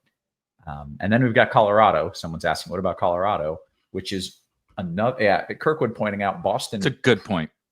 But it's not. Isn't it as soon as the game starts, it's no longer up to the team? Is that, yes, what is the rule? Isn't that new? Is that new? Team. now. So if it was Boston's ace pitcher, I see. they would be like, we're not risking this. But it's not, right? Right. But But if it's light rain, the Red Sox don't get to decide whether they want to delay or not. That's correct. Yeah. And then the other game we need to talk about is Colorado, where it's going to rain more than I'd like, but they just generally figure out a way. And I think they probably will do exactly that. And I think the game plays, and I think you play bats, even though I can't promise you it plays. So that's where I'm at for now, which I realize is not a whole hell of a lot. Maybe 30 minutes from now, I'll have a better idea of how things go based on how radar looks. And we'll know, hopefully, in those 30 minutes. But right now, I don't know. All right. Okay. Yeah. Like that's what I got is right now. I don't know. And hopefully I can figure it out, or radar will tell us the answer before first pitch. With that wonderful forecast out of the way. Is this going to be a repeat of the White Sox game where it played fine and the pitchers went ham? I don't even remember that. But maybe. Yeah. That's totally possible. You're gonna have to be a little more specific. Yeah. White Sox game where a pitcher did well? No way. That's like 5 days a week. Yeah. I think that also happened in an Atlanta game recently, with storms freaking everywhere. Anyways, that's part of it. Cheese, let's talk about pitchers for now. Include everything. Yeah. Well, so let me start with that and tell you what I did. Like when I saw the last report, I am not playing Paul Skeens. I still have the Red Sox rookie in some lineups. I don't want a 10.5K pitcher who maybe gets 3 or 4 innings. I feel like if we were to play Toll, I don't know how you pronounce his name. I'm saying Peyton Toll. And they get 3 innings, you're not necessarily dead. Like because he really is. He's either going to kind of dominate and get like 5 strikeouts in 3 innings, or he's just not going to be good. So I'm not sure that you're not okay with him at that salary. But unless you say something better in 20 minutes, I don't think you play Skeens. I don't think you can't live with 3 innings for 10-5 or whatever he is, 10-6, 10-7. So for me, what that means is up top on both sites, Robbie Ray is going to be chalk, which is never fantastic. But the Orioles are so horrendously bad against lefties, and then getting this ballpark, I am good with Robbie Ray, and I'm playing Robbie Ray. What I said in the musing still holds, that even without Skeens, I just don't really like these other spend up guys. I'm not telling you can't play any of them. I'm talking about Rodon, Snell, Bieber, and Peralta. I just don't like them I don't like them better than Ray, and Ray is cheaper on DraftKings and cheaper than most of them on FanDuel, or they're all kind of bunched up. I do have a little George Kirby now. What was Paul Skeens is now mostly Robbie Ray, but some George Kirby. And then we have another big rookie, Jonah Tong, he's not cheap, but he's kind of mid-tier-ish. I think he's probably more chalky now because of the Skeens thing. I think Ray and Tong is probably the chalk combo, which seems weird. Like neither of these things are sure things. One of them's Robbie Ray, the other's first start of his career. So like it's weird chalk. But I just don't love the pivots. I do think Kirby is an interesting pivot, and Blake Snell would be the guy I would throw a dart at if you wanted to spend up somewhere else. Now on FanDuel, Peyton Toll, this Red Sox rookie, is $5,500. Okay. Which is silly. That's why I say if he gets 3 innings and strikes out 4 or 5 batters, you're good. So I'm leaving him in on FanDuel unless this gets worse. DK, it gets much more interesting with Toll, because in this price range, we've got just a little bit ahead of him. We got Yuri Perez and Dean Kramer. Just a little bit below him, we've got ye old Jeffrey Springs. We've got Nestor Cortez, who I like much better than Springs. I'm not playing Springs today. I'll say that. I don't know what Eric's going to say. Nestor Cortez is my cheap guy of choice. I am now I think I'm okay to play Dean Kramer now instead of Toll. I definitely like Toll better. But in that price range, there's not really much to pivot to. Like if you can't get up to Jonah Tong, to me, I'm either going down to Cortez or up to Kramer if I can't get to Tong. But again, I'm leaving Toll in as the cheap guy on FanDuel. I do have a little bit of Nestor Cortez there as well. There's plenty of downside risk with Cortez, but he's cheap-ish on both sides. Yeah. And that's what I got. Okay. The Toll thing makes more sense knowing the price on FanDuel because people have been asking me about him all day, and he's seeing the ownership here, not that impressive, but okay. On FanDuel, he's like kind of a free square. So yeah, that sort of checks out. Beimfohr, walk me through what you're doing. A lot of options and a lot of question marks, weather included. Yeah, well, so it's funny because we have to start with Jeffrey Springs on a show that I'm on. We don't have to, actually. No, we have. When the season's almost over, Roth, we can't stop now. True. Last game of the year, can't hold anything back now. Jeffrey Springs is on the slate. I with the way the slate has kind of developed, I actually had absolutely zero interest in him when I started doing my stuff this morning. I don't think it's crazy. Corey Seager had an appendectomy or whatever the heck happened to Corey Seager. He's out for a while. That Rangers lineup is really bad. So I'm going to play I just want full transparency. I'm going to play a Jeffrey Springs lineup because I will be sad when he scores like 25 tonight. And I didn't play him. I don't think he's the best play on the slate. I prefer several of these other guys. But if you do look at that Rangers lineup, it's awfully bad. It's quite bad nowadays.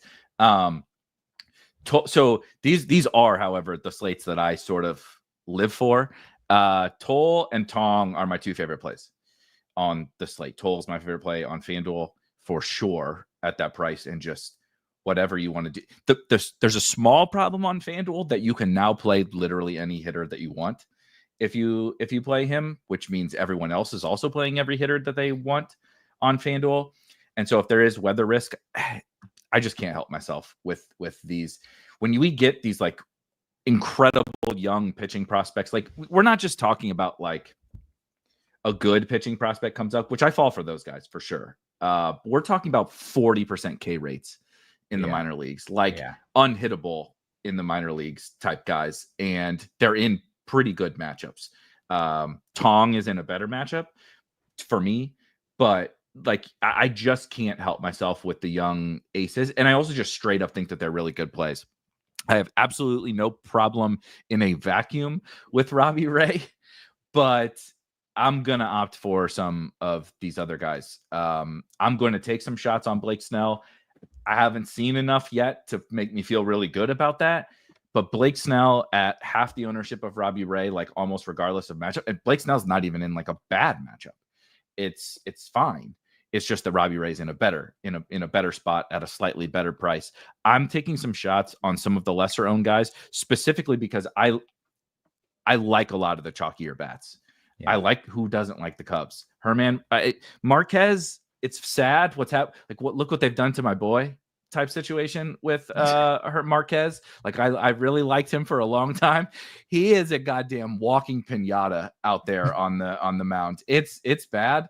And I would like to take advantage of that in Coors Field. And so I need some cheap guys, and I need some like a little bit lesser owned pitchers. I know Tong is not necessarily lesser owned, but getting away from Skeens, getting away from Robbie Ray, and taking some shots on some of these other guys. I know Snell doesn't fit that cheap aspect, but that's why I mentioned Springs. That's why we mentioned some of these other options at pitcher. So I'm going to play some chalkier bats. So I got to move a little bit away from the likes of Robbie Ray and Paul Skeens. Yeah. Okay. Anything else we need to talk about? Beimfohr, FanDuel, anything no?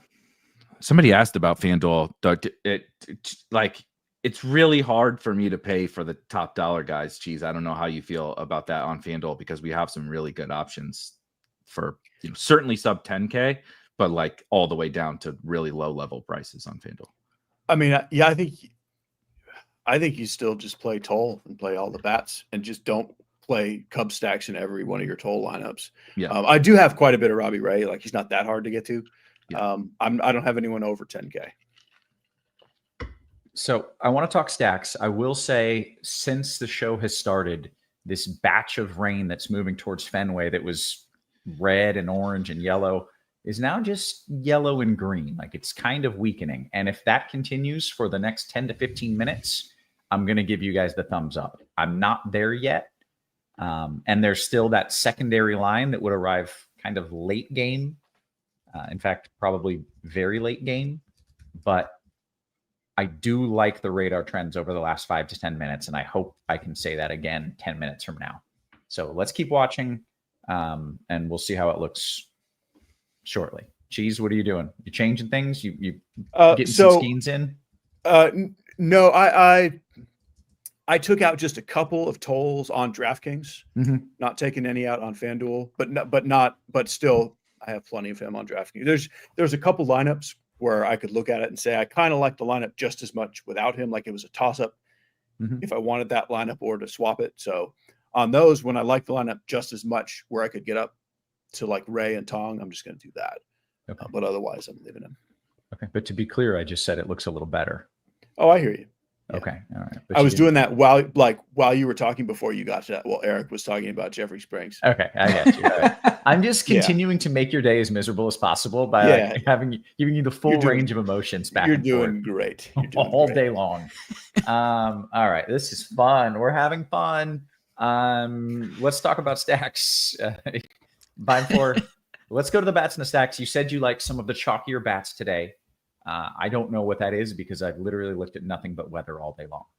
Well, as I mentioned, there's a walking pinata on the mound in Coors Field against the Cubs, who we've done several shows together this year. And I feel like I mentioned both Jeffrey Springs and the Cubs on every show that I'm on, and they're both in play tonight, but more so the Cubs. It's really hard to get away from them in tournaments, also because a lot of people are going to spend up for bats. You know, the FanDuel thing is a little bit different, but on DraftKings, like, if you look at our projected ownership at pitcher, Skeens is getting plenty of ownership. Robbie Ray's getting plenty of ownership. Tong is 8,500. He's not, this isn't the 5,500 on FanDuel stuff like we were talking about with Toll. Like, there's a lot of ownership for more expensive pitchers. So of course people are going to play these Cubs in tournaments, but on a big slate, is ownership going to run away from me with the Cubs? I don't think so. I mean, I just refreshed, and like Fernando Tatis, Yordan Alvarez, right? These guys are also in the top level of ownership, and the highest projected owned Cubs bat. Now, this is what I would classify as large field ownership, is Michael Busch at 13.7%. Like, if I'm not having to really eat that much Cubs ownership in this spot, and I can get the thumbs up right from a weather perspective, I'm just leaning into the Cubs, and that was sort of like the the breakdown at pitcher was, sure, I would love to play Robbie Ray, but I'm really going to lean into a lot of Cubs here on this slate. But if I'm not playing the Cubs, I do have some other spots that I like. The Mariners, they're a pretty awesome and specifically powerful offense against left-handed pitching. Cal Raleigh, pretty good. Eugenio Suarez, pretty good. Randy Arozarena, etc. They have a bunch of powerful bats against left-handed pitching. They're very low owned in tournaments. I went from many moons ago a big Chris Paddock guy. Chris Paddock was probably one of my, like, in my Jeffrey Springs like ballpark of pitchers that I loved when he was coming up. I was quite certain he was going to be good. There's a trend of these guys, by the way. They all suck by the time they get to the major leagues.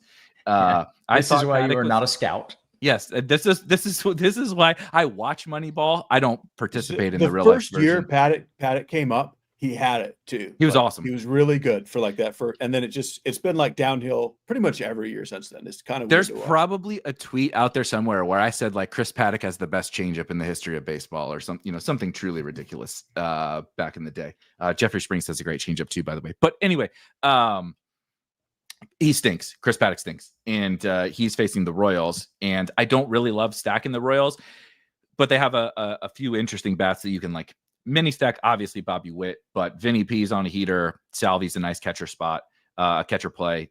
I like the Royals quite a bit. And then the Astros have been a team that over the course of the season has been sort of a punching bag for. I don't really want to play them in tournaments, but against not so good lefties like Tyler Anderson, I think that they're quite appealing. So Cubs, Mariners, Astros, Royals. But I'm definitely focused on the Cubs. But I like a lot of these other like lesser owned options if you want to get away from Coors Field.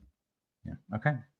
Shout out to Flying Armbar, who is literally just here to support us and said, Who's get those paying likes this up. guy? 614 million watching live right now.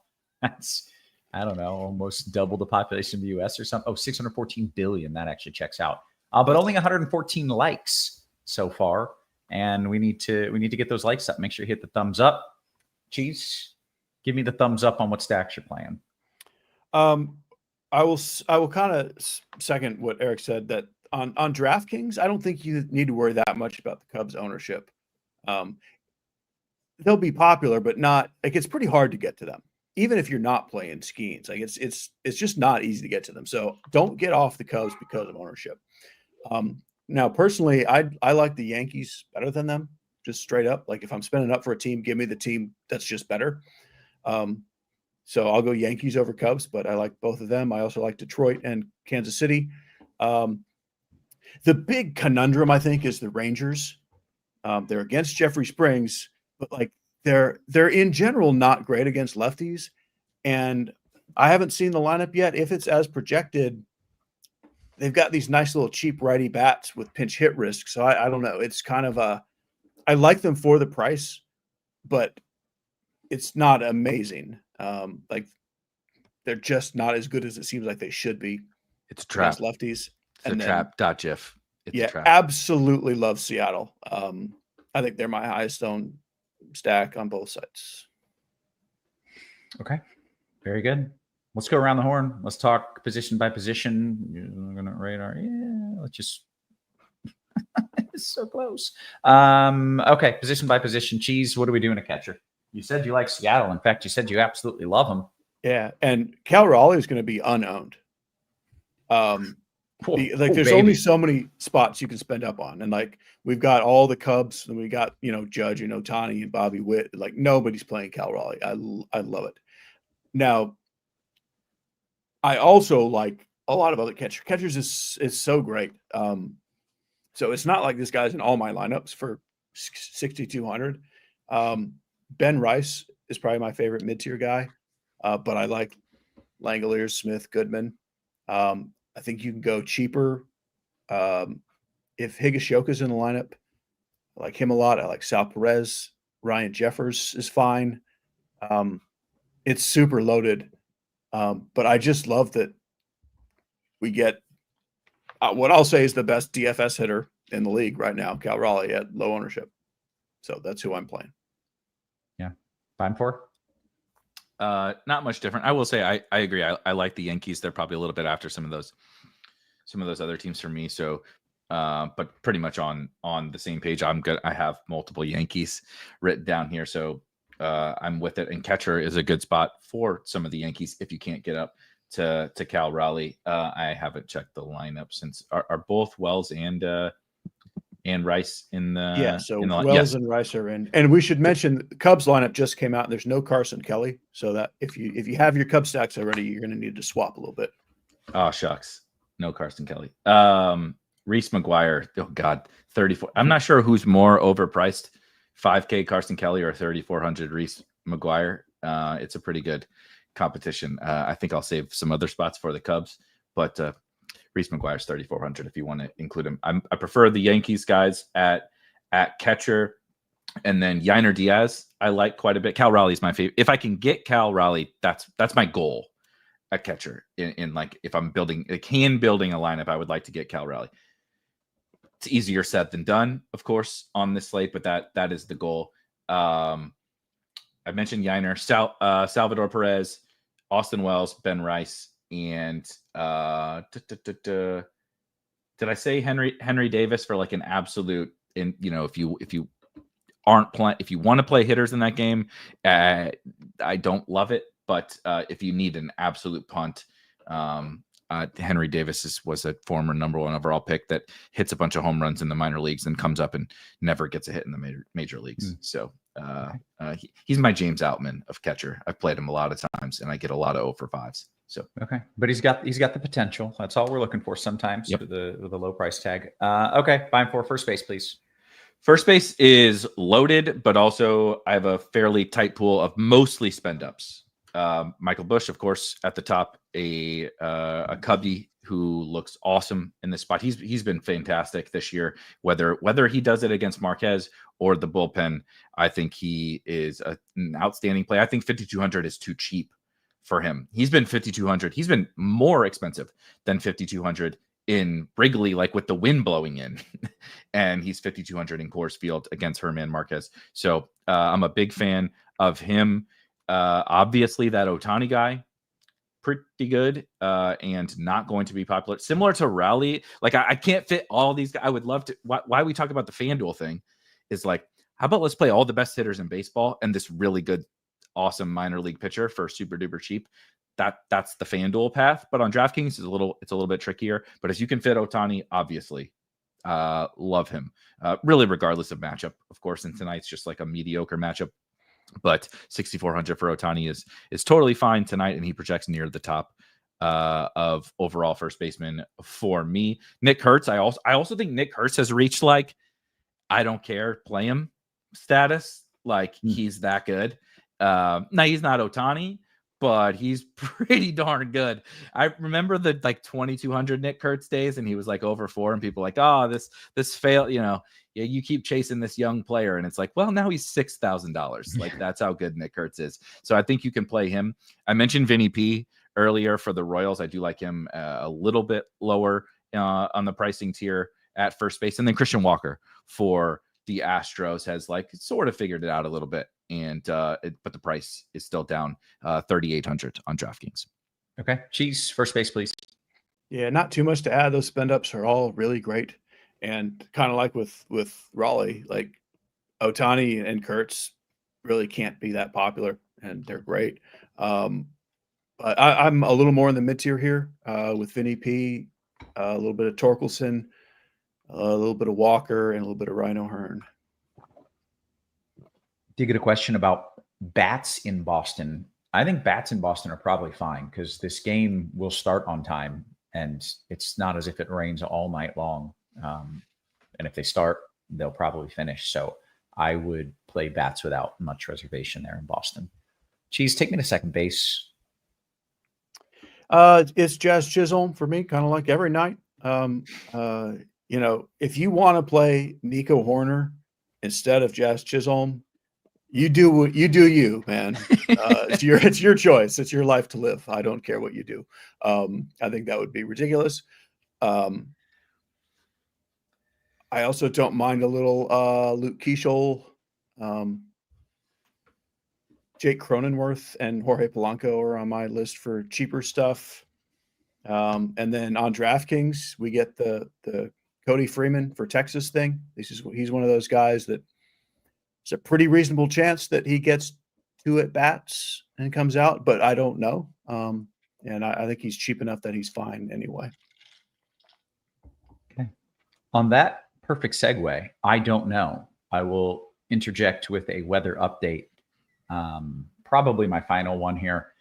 I think you probably get away with pitchers. I don't know it, but I think you probably get away with pitchers here.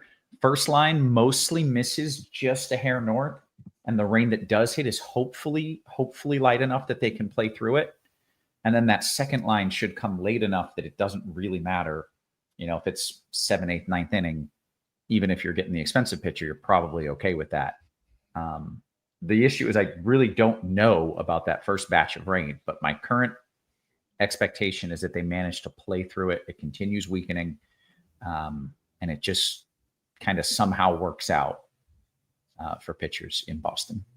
So that's my take. If you don't want any risk, don't play pitchers there, and you're in pretty good shape.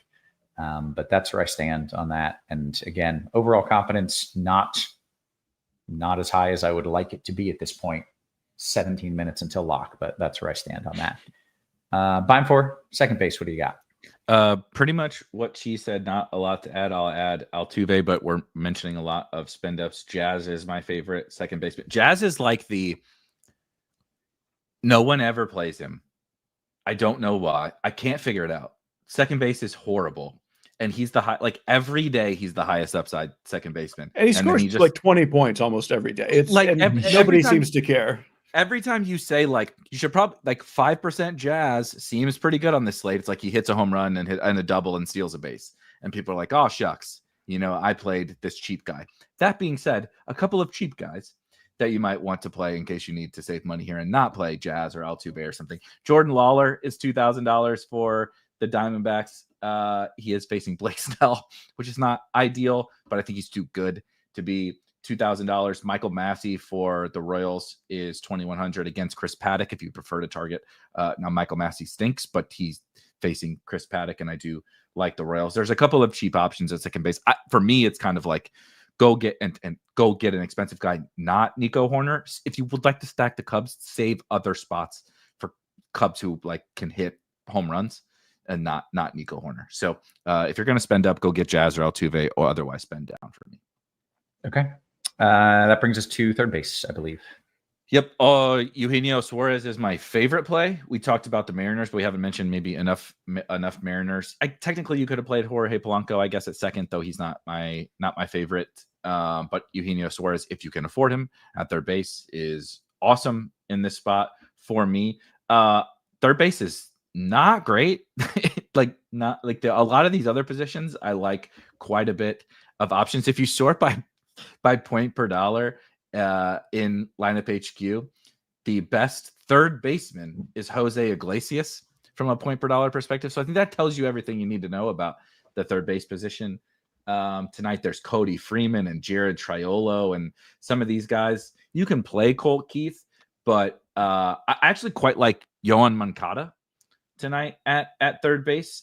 He's been a lot better this year than he's not the prospect we thought he was going to be, early on in his Red Sox days, but he's been better this year than I think everyone gives him credit for. And he's like not a full punt, but a little bit of a savings. I kind of like him for like a sneaky home run tonight. Okay. Very good. Cheese, your thoughts at third? Yeah, I also very much love Suarez and Machado just as guys. They're not like super expensive. This is not like Raleigh, Ohtani, Kurtz pricing, but nobody's going to play them because it's just not that easy to get them. And I think third is just a spend down position for everybody. I like Josh Young.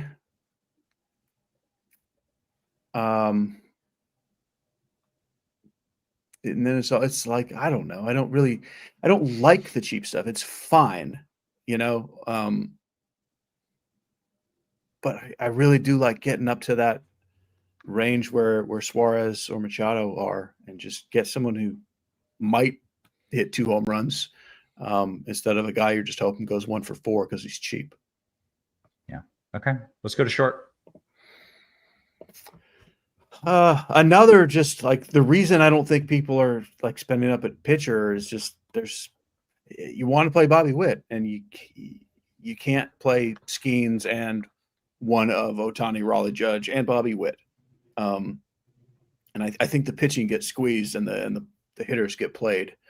If you can't afford Bobby Witt, my favorite of this big, huge group of players who are around 5K and like in the mid 3s on FanDuel is Zach Neto. I don't like stacking the high strikeout Angels, but this is a lot of power against a fly ball pitcher. So I think he's my favorite of this big group. They're all playable. Lindor, Pena, Swanson, Tovar, even Betts. But for me, I'm trying to get Bobby Witt. Then I'm going down to Neto. And then if I need more, I'm going down to Brooks Lee. Okay, very good. Beimfohr, this brings you to shortstop, which also reminds me that we screwed up and you have to do the outfield first. No, it's okay. Again. It's okay. You screwed up. We didn't screw up. I had other things on my mind. You are the host. Well, you don't got to tell us about what's going on over there. I really don't have much to add. Every day, and here's what I would like literally the exact same people that Cheese likes. I will mention Jeremy Pena. 5,100 makes me feel a little uncomfortable. I would just rather spend 600 more for Bobby Witt and eat the 8% ownership. Just give me one of the best players in baseball for a couple hundred more. What I will say is we just can't do this Mookie Betts thing anymore. Like I want to like I want to let Jamino do his job and his group do his job, but I also want to be like, at what point do we actually adjust the fact of like Mookie Betts is just not the old school Mookie Betts anymore? And but like bump down and I'm not saying the projected ownership is wrong, but like we also generally project him for like a lot of points. I think the entire world projects him for a lot of points. And I would like to like hear like get in Cardi's ear and get in Jamino's ear just to hear like, because that's not my area of expertise, but like what I see of Mookie Betts this year is like, it's bad. It's not good. This is not a guy. Projections are not allowed to look at what they did this year. Like that's why we don't use projections, Eric. Right. I know it's just such a funny thing because it's like I understand that a lot of smarter people than I are like, no, this is what the projection is supposed to be, right? This is what we do, and I'm like, Mookie's bad now. Like you have to understand, Mookie's not very good anymore, and I could be absolutely wrong about that, but I've lost money on a lot of things, but the one thing I haven't lost money on this year is fading Mookie Betts basically every night. So you're gonna fade him again? Yes, correct. Yeah. Okay. Just wanted to double check that. Okay. He's double the ownership of every other short. Like I'll just play Bobby Witt, man. Like I know he's good. Yeah, that's fair. Okay. Let's go to the outfield. As always, and especially on Fridays, a ton to like in the outfield, even in a lefty, Yordan Alvarez at 4,700 just like jumps off the page. He's still awesome at baseball. He also has always hit left-handed pitching really well. So I don't care really about matchup ever for Yordan at 4,700. Kyle Tucker is interestingly one of the Cubs I'm like unsure if I want to play because now he's had he's sort of turned it. He had a really rough stretch with I think a hand injury or whatever it was. He sort of turned it around, had a monster game, in the last week or so, and has been generally good. But I want to play some other spend ups, and I'm not sure that Kyle Tucker is gonna make the ultimate lineup because there are some other cheaper Cubs I can specifically play in the outfield. Ian Happ is out here at 4,300. Seiya Suzuki is out here at 5,000. Right, Pete Crow Armstrong is $1,000 cheaper than Kyle Tucker. As great as he is, I do have some other cheaper Cubs options that I'm leaning to a little bit because specifically on DraftKings, I have a little bit more, pain of trying to fit the really expensive guys. Cause like I said, I'm trying to fit Raleigh. I would love to fit Ohtani. I would love to fit Jazz. And like, that's a lot of salary that I've used now. If I go play some of those guys. So I do like, Cheese was more on the Yankees than I am, but apparently I need to play the Yankees because I've mentioned multiple of them. Trent Grisham still hitting leadoff, 4,300 looks great. If you didn't play Ohtani at first base, of course, you can play him here in the outfield. A couple cheap options. Let's see. I hate that I like these crappy Royals. Michael Massey, Kyle Isbell, and stuff like that. Mike Yastrzemski is hitting leadoff. We played him for many years. We played him in San Francisco quite unsuccessfully, but he's hitting leadoff at $4,000 against Chris Paddock for the Royals. So I think that about wraps it up. The Mariners or Rosarena, there's a ton of outfield options, but I'm doing a little bit of including those guys in my stacks and actually probably ignoring Kyle Tucker despite my Cubs love. Okay. I'm so anxious looking at this Boston game. I hate it. Cheese, what are you doing in the outfield? There's so much that it's pretty hard to break it down. It's just there's so much that I don't feel like I have to spend the Tucker, Judge, Ohtani prices in the outfield because the 4 and 5K ranges on DraftKings and like the 3 to mid 3K range on FanDuel is basically as good as the 6K range, whereas at other positions the gap is huge. So I would much rather live in the mid tier here, which is like Yordan Alvarez, Wyatt Langford, Rosarena, Adolis Garcia on FanDuel. Riley Green and Kerry Carpenter are too cheap. I think you can play Ian Happ on DraftKings at that price is fine.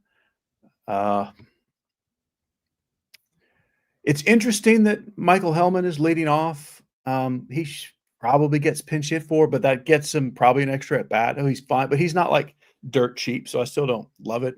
like I really like getting up to around the 4,000 mark on DraftKings and the 3,000 mark on FanDuel, and just playing that Grisham, Alvarez type range with all three outfield spots.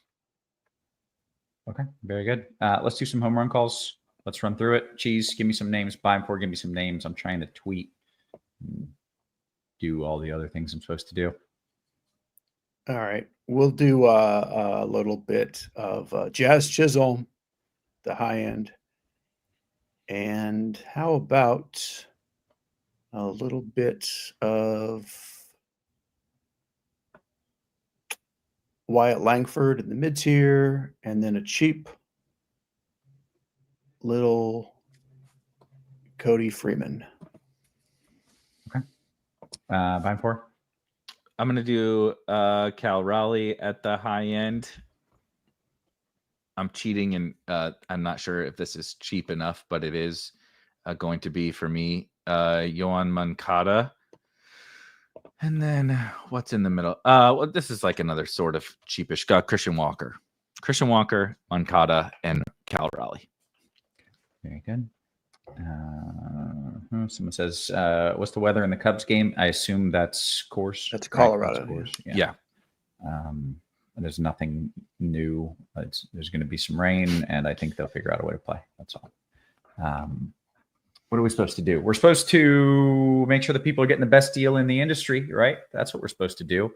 If you haven't signed up for, I don't have the freaking promo. I've just been looking at Radar all day. Do you want me to read questions? We've got 4 or 5 minutes until lock. Fantasy Labs is your home for season-long fantasy football and basketball content. Thanks. There you go. Keep going. That's not the whole thing. That'll do. You got to keep. Sign up with code RG15. You get $15 off. And we've got some great experts. We got a mobile app now. You use the app. You can do it on the go. There you go. All right, we did it. Good job. Thank you. Right around the They corner. really are great. They really are great. Corner. Corner and Raybon are awesome. Like like from the football nerd, full thumbs up. Yeah, they're good people. Okay. Let's see. Sin3 says, hey, Kevin, you know what's coming. I do. I'm not even going to read the rest of her question. Cheese, give me 3 cash game staples. I don't think there is one today. It's such a huge slate. I would probably play. That is the place I actually would play Colt Keith at third base on DraftKings. I would have Jordan Alvarez.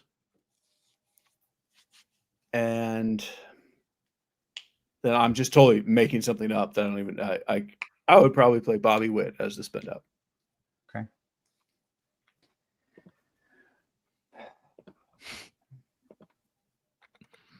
What else do we have?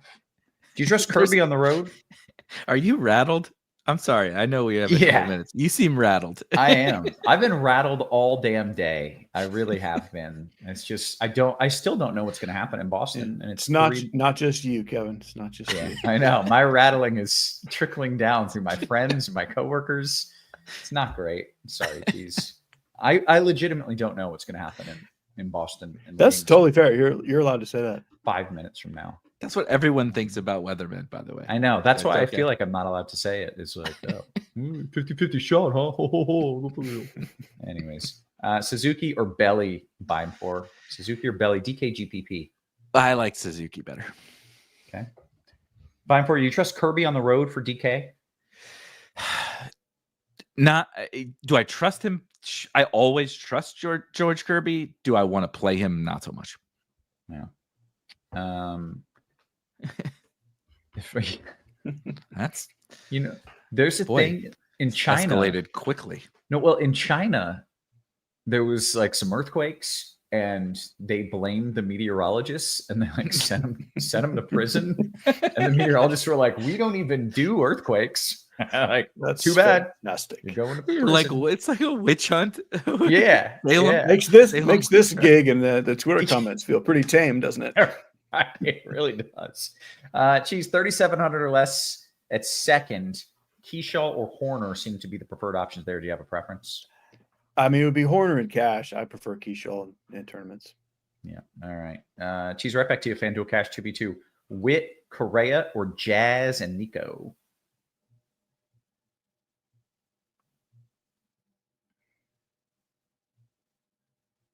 get to Wid. Yeah. I like this thought from Brian. He says, can we stack up the Boston game? Skeens gets pulled out early, and Boston has a banged up bullpen. Beimfohr, is that crazy? It's a little crazy. I don't mind it. But hopefully that doesn't happen. Otherwise, some people are going to be really pissed off at me. DK GPP, Beimfohr, Cortez or Springs, SP2? I prefer Springs to Cortez. But Yeah, it's not just the bit. It's real. Okay. But also, it's been that way all season. Yeah, I know. I know. The people are like, oh, I bet. What a shocker. Yeah. Yeah. Eric says, White Sox stacks versus left-handed pitching. Thank you. Jeez. I mean, it's so far down the list, and it's not a great looking lineup. I don't have any. Anything's playable, but I don't have any. Yeah. Geez, can I stack Pitt and Boston bats? You can. I wouldn't. I don't have any of either. Yeah. Geez, Devers or Suarez at third on FanDuel? Suarez. Okay. What do we got? Dingler, McKinstry, or Perez to complete a Tiger stack on FanDuel? I wish Dingler McKinstry was the guy's name. That's fantastic. Yeah, that's a great name. Ooh. McKinstry, maybe? Dingler's been so disappointing. Yeah. Okay. What's a food most people like, but if you're forced to eat it, you might puke? Cottage cheese, lock it, or pickles. But definitely cottage cheese.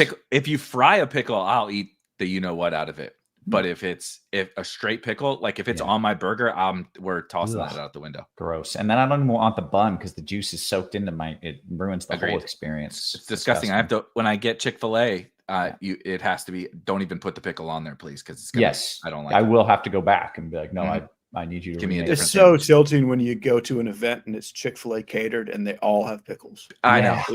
Like, why do they do that? They know that a lot of people don't want the pickle, but it's on every single. There's nothing you can. Best 50-50, right? It has to be at best 50-50 with people that like pickles and people. When you go to those events, they've been sitting there, pickles steaming. You can't just take the bun off. You've got to scrape off half of the chicken sandwich. Yes, that is the. It's like it was ironed on to the sandwich at that point. I am shocked by all of you. Listen. I have my own thing. I like pickles, but I don't want it on the sandwich. I eat them off the sandwich first. I don't want to bite with a pickle in it, but I like the pickles. I even like the taste it leaves, the saltiness. But you guys all don't like it? No, they're disgusting. I could eat it with the pickle on it too. I just pick it off myself. But I think you don't like it either. I think I do. I'm quite certain you don't like it. A bit that he's doing. Yeah. No.